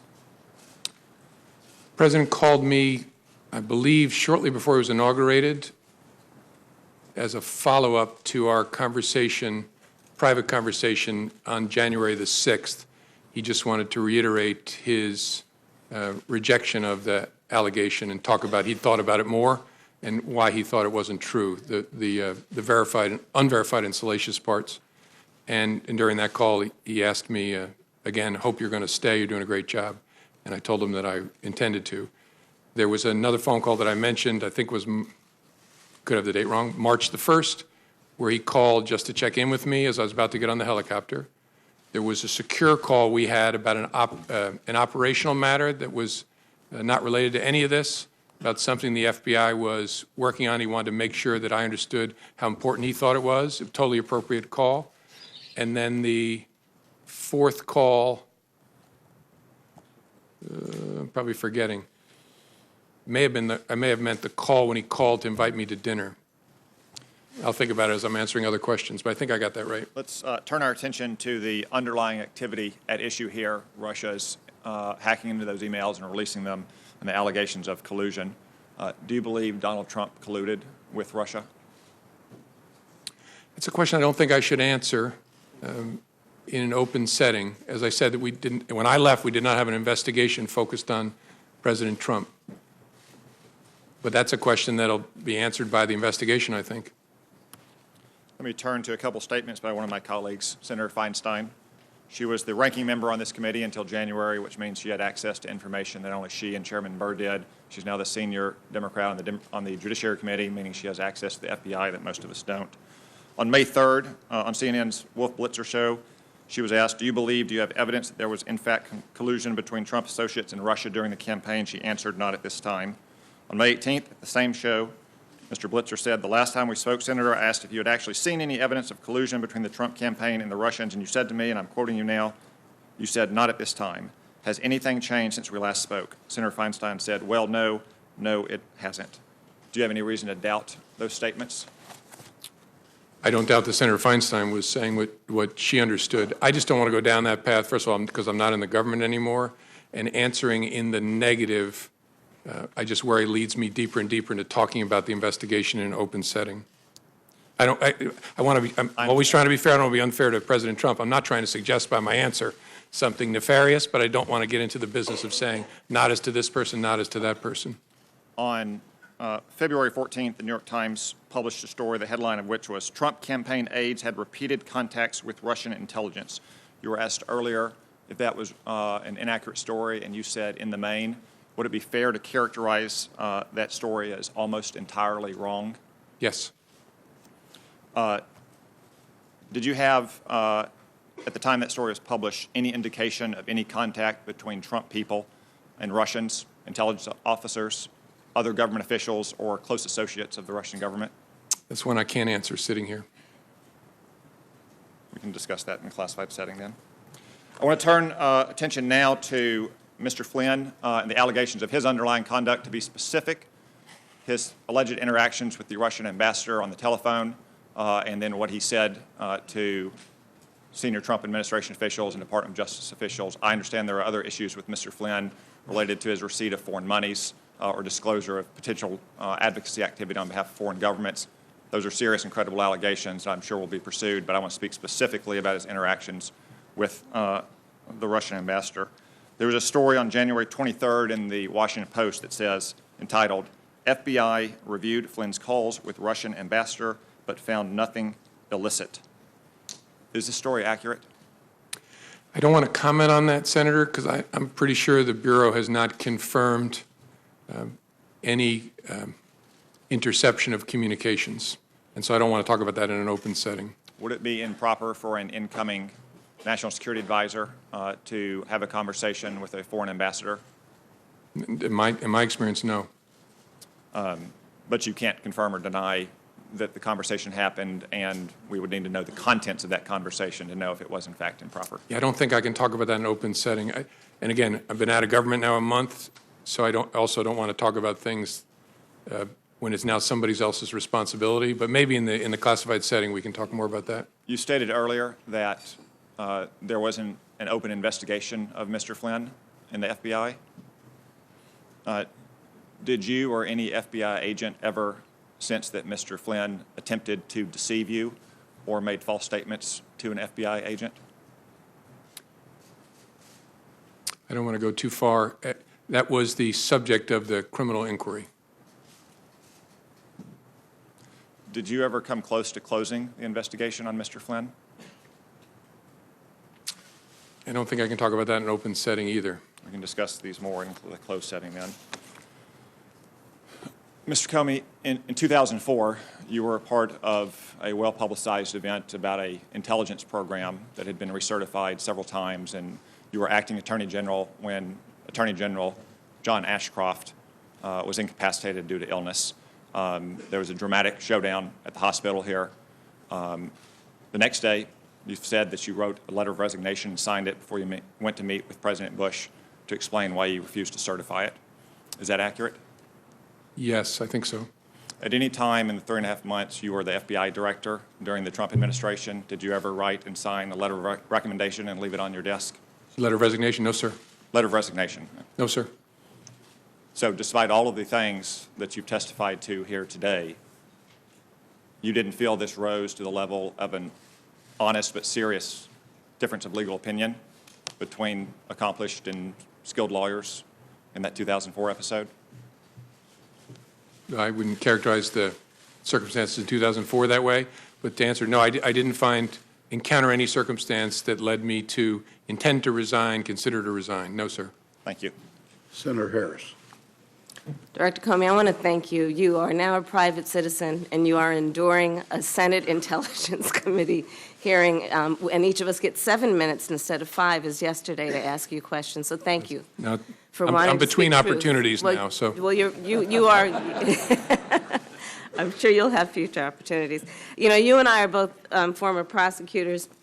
I'm not going to require you to answer. I just want to make a statement that in my experience of prosecuting cases, when a robber held a gun to somebody's head and said, "I hope you will give me your wallet," the word hope was not the most operative word at that moment. But you don't have to respond to that point. I have a series of questions to ask you, and they're going to start with, are you aware of any meetings between the Trump administration officials and Russian officials during the campaign that have not been acknowledged by those officials in the White House? That's not even if I remember clearly, that's not a question I can answer in an open setting. Are you aware of any efforts by Trump campaign officials or associates of the campaign to hide their communications with Russian officials through encrypted communications or other means? I have to give you the same answer, Senator. Sure. In the course of the FBI's investigation, did you ever come across anything that suggested that communications records, documents, or other evidence had been destroyed? I think I got to give you the same answer because it would touch on investigative matters. And are you aware of any efforts or potential efforts to conceal communications between campaign officials and Russian officials? I think I have to give you the same answer, Senator. Thank you. As a former Attorney General, I have a series of questions about your connection with the Attorney General during the course of your tenure as Director. What is your understanding of the parameters of General Sessions' recusal from the Russia investigation?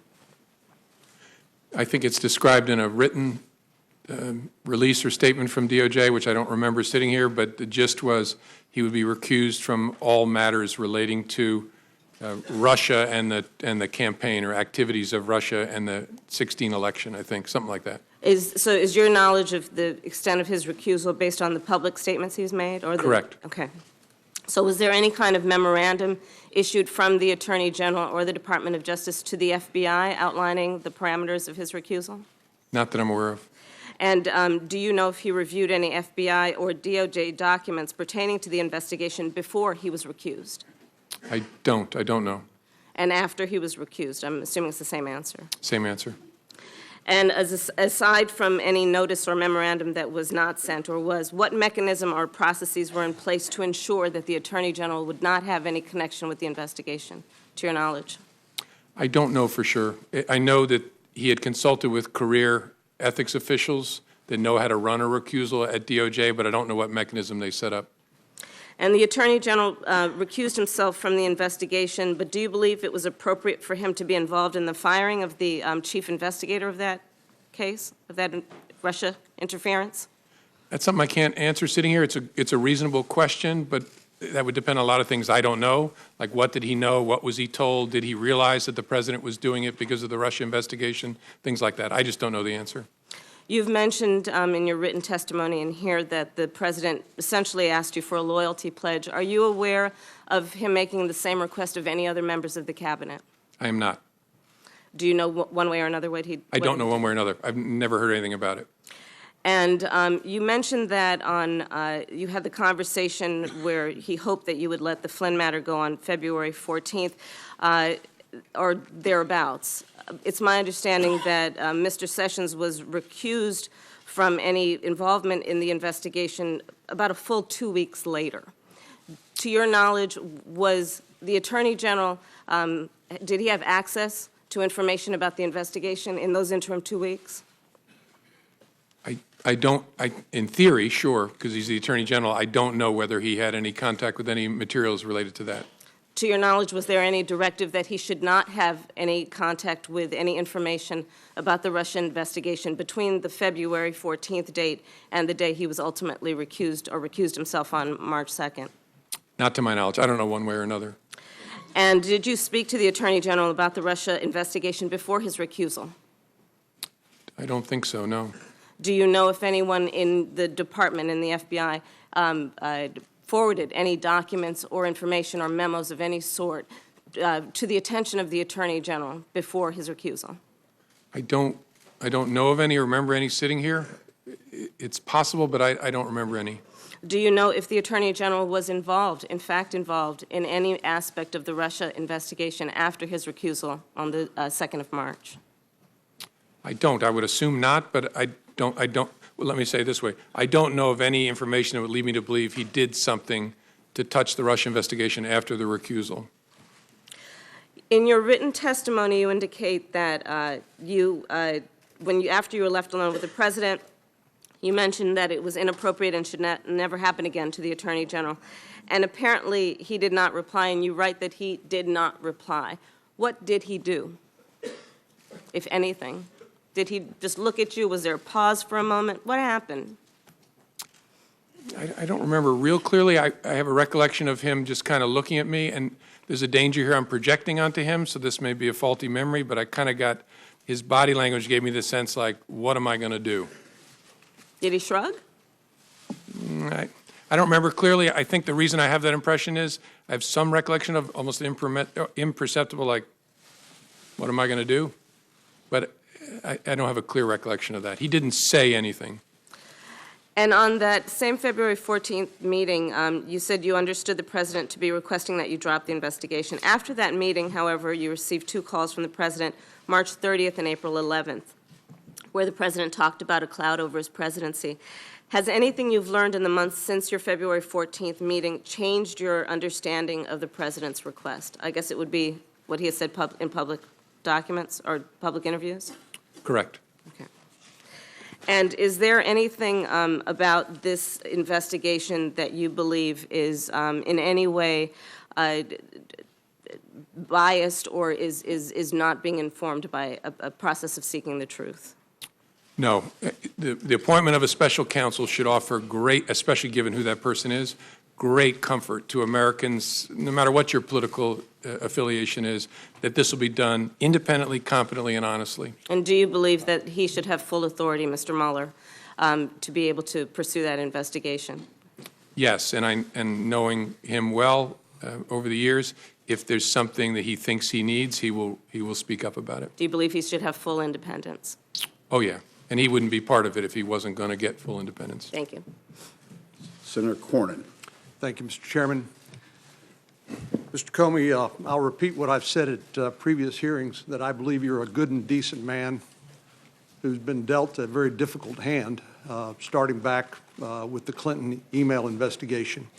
And I appreciate your willingness to appear here today voluntarily and answer our questions and cooperate with our investigation.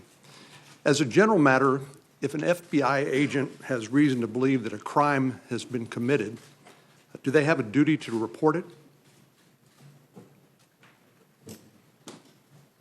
That's a good question. I don't know that there's a legal duty to report it. They certainly have a cultural, ethical duty to report it. You're unsure whether they would have a legal duty? Yeah, that's a good question. I've not thought about it before. I don't know where the legal, there's a statute that prohibits misprision of a felony, knowing of a felony, and taking steps to conceal it, but this is a different question. And so look, let me be clear. I would expect any FBI agent who has information about a crime being committed to report it. Me too. But where you rest that obligation, I don't know. It exists. And let me ask you as a general proposition, if you're trying to make an investigation go away, is firing an FBI director a good way to make that happen? By that I mean... Yeah, it doesn't make a lot of sense to me, but I'm obviously hopelessly biased, given that I was the one fired. I understand it's personal. No, given the nature of the FBI, I meant what I said. There's no indispensable people in the world, including at the FBI, that there's lots of bad things about me not being at the FBI. Most of them are for me, but the work's going to go on as before. So nothing that's happened that you've testified to here today has impeded the investigation of the FBI or Director Mueller's commitment to get to the bottom of this from the standpoint of the FBI and the Department of Justice. Would you agree with that? Correct. Especially the appointment of former Director Mueller is a critical part of that equation. Let me take you back to the Clinton email investigation. I think you've been cast as a hero or a villain, depending on the whose political ox is being gored at many different times during the course of the Clinton email investigation, even now perhaps. But you clearly were troubled by the conduct of the sitting Attorney General, Loretta Lynch, when it came to the Clinton email investigation. You mentioned the characterization that you'd been asked to accept that this was a matter and not a criminal investigation, which you said it was. There was the matter of President Clinton's meeting on the tarmac with the sitting Attorney General at a time when his wife was subject to a criminal investigation, and you suggested that perhaps there are other matters that you may be able to share with us later on in a classified setting. But it seems to me that you clearly believe that Loretta Lynch, the Attorney General, had an appearance of a conflict of interest on the Clinton email investigation. Is that correct? I think that's fair. I didn't believe she could credibly decline that investigation, at least not without grievous damage to the Department of Justice and to the FBI. And under Department of Justice and FBI norms, wouldn't it have been appropriate for the Attorney General, or if she had recused herself, which she did not do, for the Deputy Attorney General to appoint a special counsel? That's essentially what's happened now with Director Mueller. Would that have been an appropriate step in the Clinton email investigation, in your opinion? Certainly a possible step, yes, sir. And were you aware that Ms. Lynch had been requested numerous times to appoint a special counsel and had refused? Yes, from, I think members of Congress had repeatedly asked, yes, sir. Yours truly did on multiple occasions. And that heightened your concerns about the appearance of a conflict of interest with the Department of Justice, which caused you to make what you have described as an incredibly painful decision to basically take the matter up yourself, and led to that July press conference. Yes, sir. After the former President Clinton, met on the plane with the Attorney General, I considered whether I should call for the appointment of a special counsel, and I decided that that would be an unfair thing to do because I knew there was no case there. We had investigated it very, very thoroughly. I know this is a subject of passionate disagreement, but I knew there was no case there, and calling for the appointment of special counsel would be brutally unfair because it would send the message, aha, there's something here. That was my judgment. Again, lots of people have different views of it, but that's how I thought about it. Well, if a special counsel had been appointed, they could have made that determination that there was nothing there and declined to pursue it, right? Sure, but it would have been many months later or a year later. Let me just ask you to, given the experience of the Clinton email investigation and what happened there, do you think it's unreasonable for anyone, any president, who has been assured on multiple occasions that he's not the subject of an FBI investigation, do you think it's unreasonable for them to want the FBI director to publicly announce that so that this cloud over his administration would be removed? I think that's a reasonable point of view. The concern would be, obviously, because if that boomerang comes back, it's going to be a very big deal because there will be a duty to correct. Well, we saw that in the Clinton email investigation, of course. Yes, I recall that. Yeah, I know you do.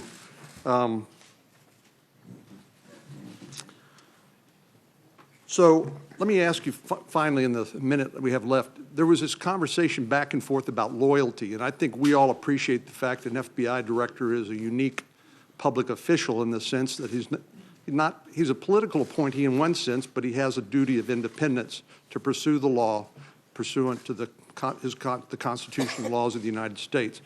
And so when the president asked you about loyalty, you got in this back and forth about, well, I'll pledge you my honesty. And then it looks like, from what I've read, you agreed upon honest loyalty or something like that. Is that the characterization? Yes.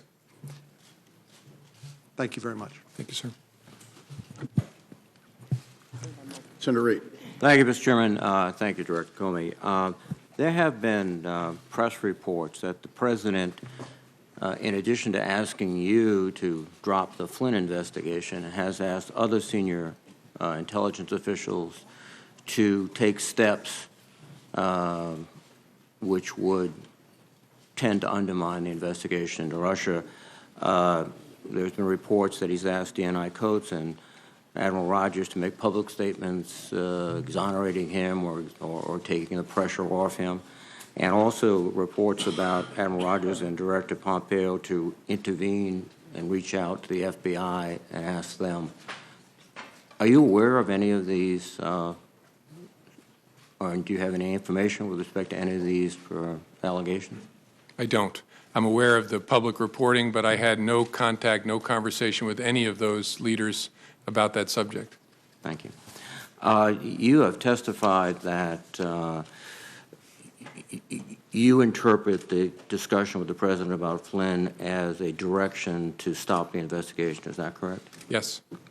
You've testified that the President asked you to lift the cloud by essentially making public statements exonerating him and perhaps others. You refused, correct? I didn't do it. I didn't refuse the President. I told him we would see what we could do, and then the second time he called, I told him in substance, that's something your lawyer will have to take up with the Justice Department. And part of the underlying logic was that, we've discussed many times throughout this morning, is the duty to correct. That is a theoretical issue, but also a very practical issue. Was there your feeling that the direction of the investigation could, in fact, include the President? Well, in theory, I mean, as I explained, the concern of one of my senior leader colleagues was if you're looking at potential coordination between the campaign and Russia, the person at the head of the campaign is the candidate. So logically, this person argued, the candidate's knowledge, understanding will logically become a part of your inquiry if it proceeds. And so I understood that argument. My view was that what I said to the President was accurate and fair to him. I resisted the idea of publicly saying it, although if the Justice Department had wanted to, that I would have done it, because of the duty to correct and the slippery slope problem. And again, also, you've testified that the President asked you repeatedly to be loyal to him, and you responded you would be honestly loyal, which is, I think, your way of saying, I'll be honest and I'll be the head of the FBI and independent. Is that fair? Correct. I tried honest first, and also, I mean, you see it in my testimony, I also tried to explain to him why it's in his interest and every president's interest for the FBI to be apart in a way, because its credibility is important to a president and to the country.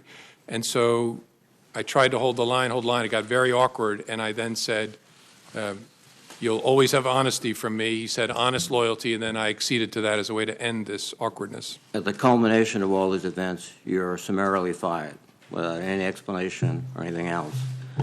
Well, there was an explanation. I just don't buy it. Well, yes. So you're fired. So do you believe that you were fired because you refused to take the President's direction? Is that the ultimate reason? I don't know for sure. I know I was fired. Again, I take the President's words. I know I was fired because of something about the way I was conducting the Russia investigation was in some way putting pressure on him, in some way irritating him, and he decided to fire me because of that. Now, I can't go farther than that. The Russian investigation, as you have pointed out, and as all my colleagues have reflected, is one of the most serious hostile acts against this country in our history, undermining the very core of our democracy and our elections. It is not a discrete event. It will likely occur. It's probably being prepared now for 18 and 20 and beyond. And yet, the President of the United States fires you because, in your own words, some relation to this investigation. And then he shows up in the Oval Office with the Russian foreign minister, first after classifying you as crazy and a real nut job, which I think you've effectively disproved this morning. He said, I face great pressure because of Russia. That's taken off.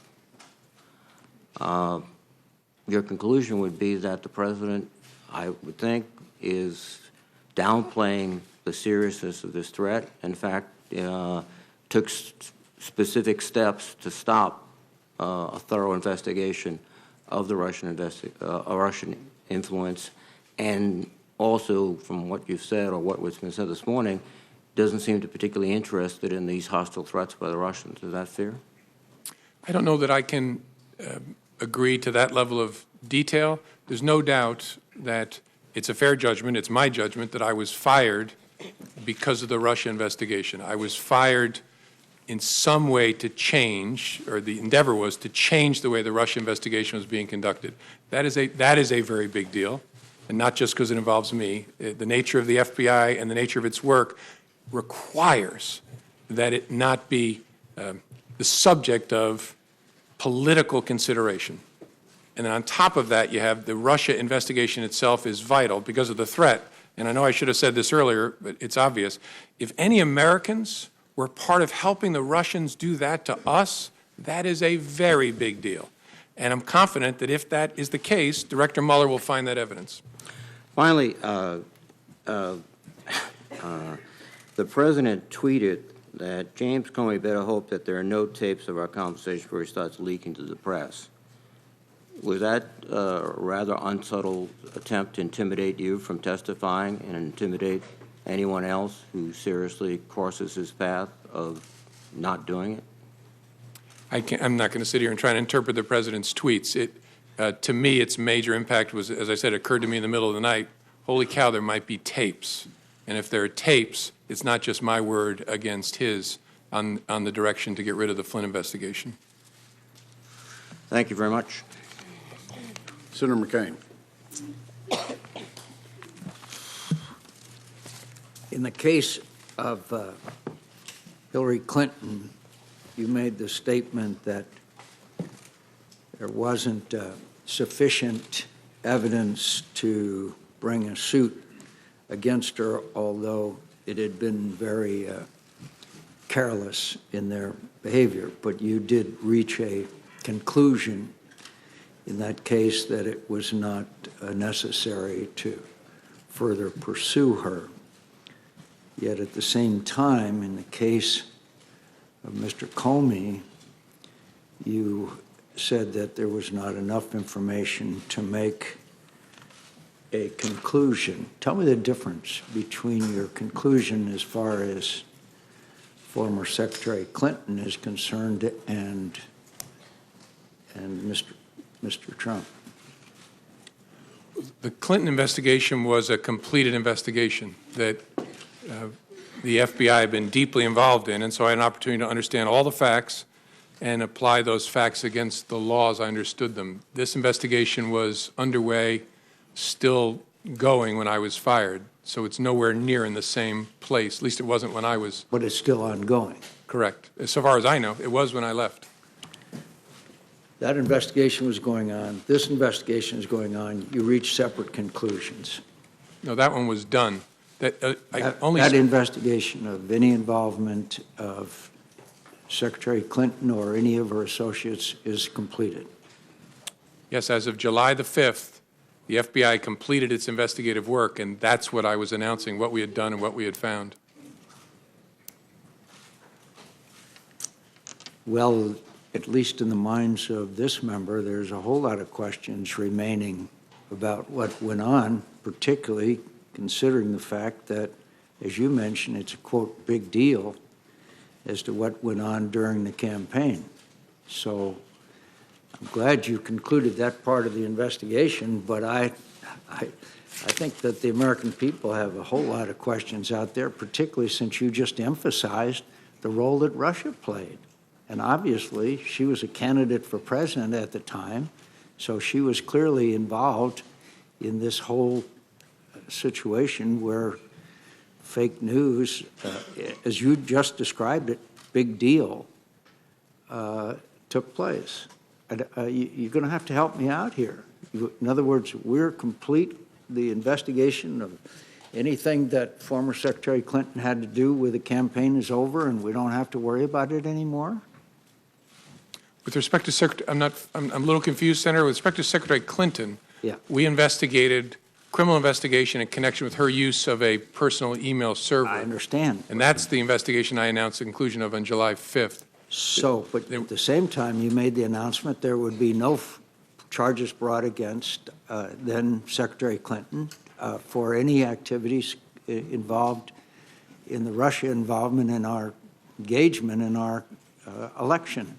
I don't quite understand how you could be done with that, but not done with the whole investigation of their attempt to affect the outcome of our election. No, I'm sorry. We're not, at least when I left, when I was fired on May the 9th, there was still an open, active investigation to understand the Russian efforts and whether any Americans work with them. But you reached the conclusion that there was no reason to bring charges against Secretary Clinton. So you reached a conclusion. In the case of Mr. Comey, the President Comey, excuse me, in the case of President Trump, you have an ongoing investigation. So you got one candidate who you're done with and another candidate that you have a long way to go. Is that correct? I don't know how far the FBI has to go, but yes, that the Clinton email investigation was completed, the investigation of Russia's efforts in connection with the election, and whether there was any coordination, and if so, with whom, between Russia and the campaign, was ongoing when I left. You just made it clear in what you said. This is a, quote, big deal, unquote. I think it's hard to reconcile. In one case, you reach a complete conclusion, and the other side, you have not. And you've, in fact, obviously, there's a lot more there, as we know, as you called it, a, quote, big deal. She's one of the candidates. But in her case, you say there would be no charges, and in the case of President Trump, the investigation continues. What has been brought out in this hearing is more and more emphasis on the Russian engagement and involvement in this campaign. How serious do you think this was? Very serious, but I want to say something, be clear. We have not announced, and there was no predication to announce, an investigation of whether the Russians may have coordinated with Secretary Clinton's campaign.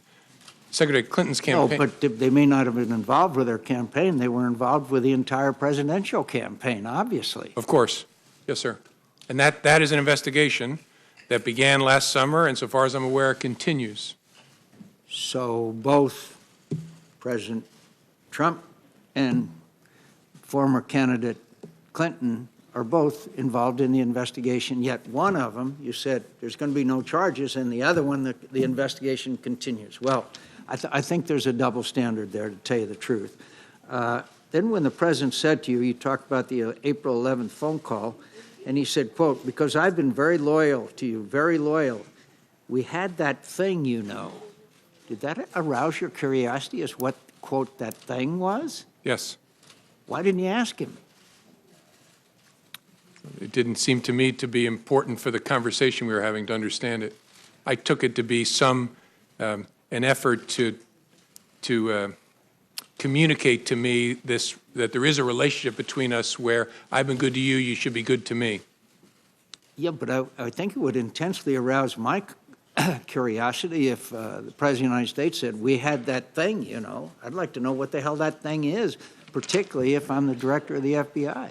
Yeah, I get that, Senator. Honestly, I'll tell you what, this is speculation, but what I concluded at the time is in his memory he was searching back to our encounter at the dinner and was preparing himself to say, I offered loyalty to you, you promised loyalty to me, and all of a sudden his memory showed him that did not happen, and I think he pulled up short. That's just a guess, but I've a lot of conversations with humans over the years. I think I would have had some curiosity if it had been about me, to be honest with you.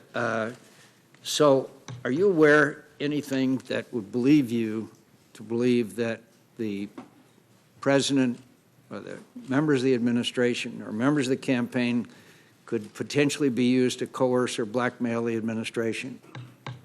That's a subject for investigations, not something I can comment on sitting here.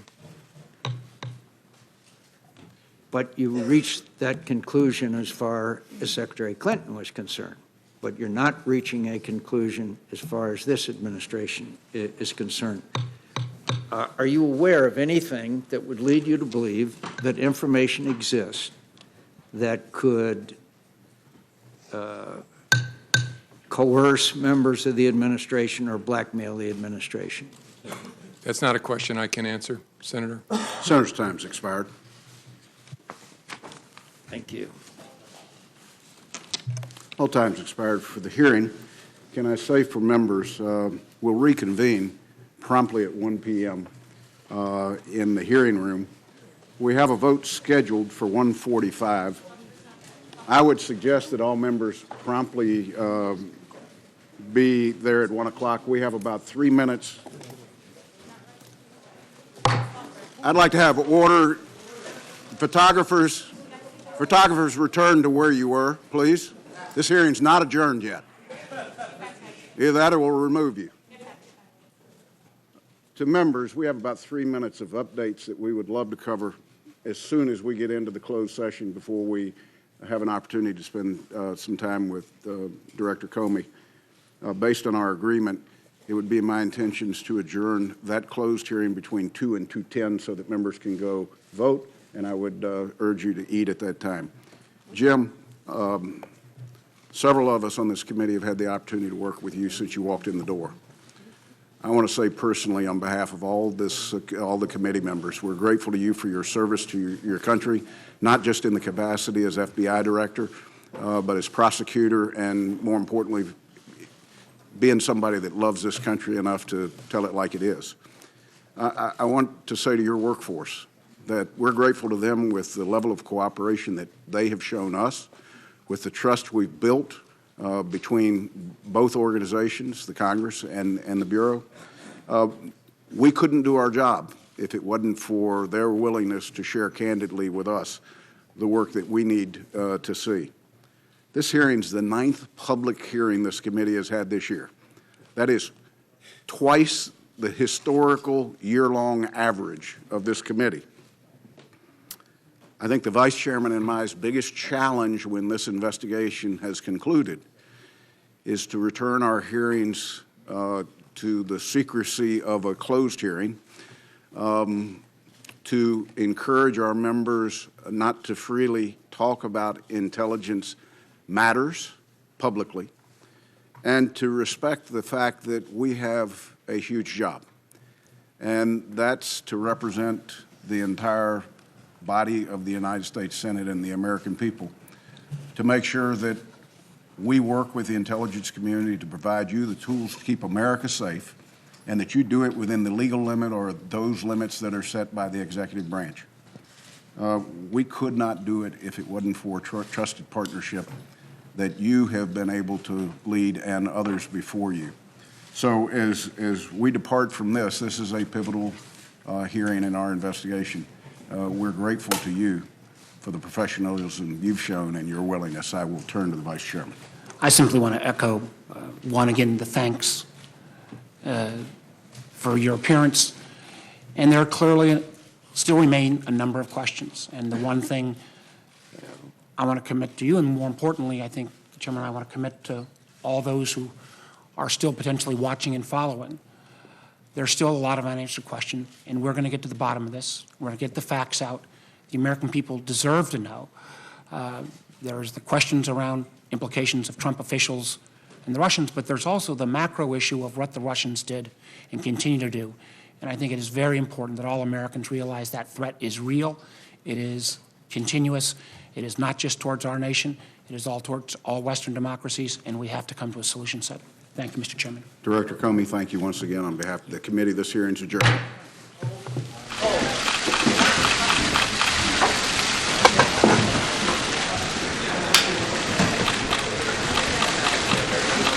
Who's hot? Who's hot?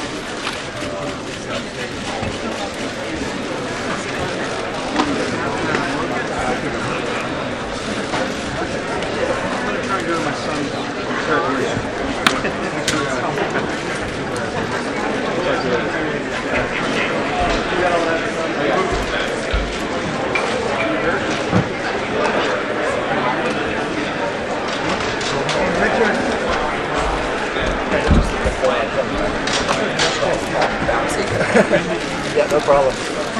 Yeah. All right.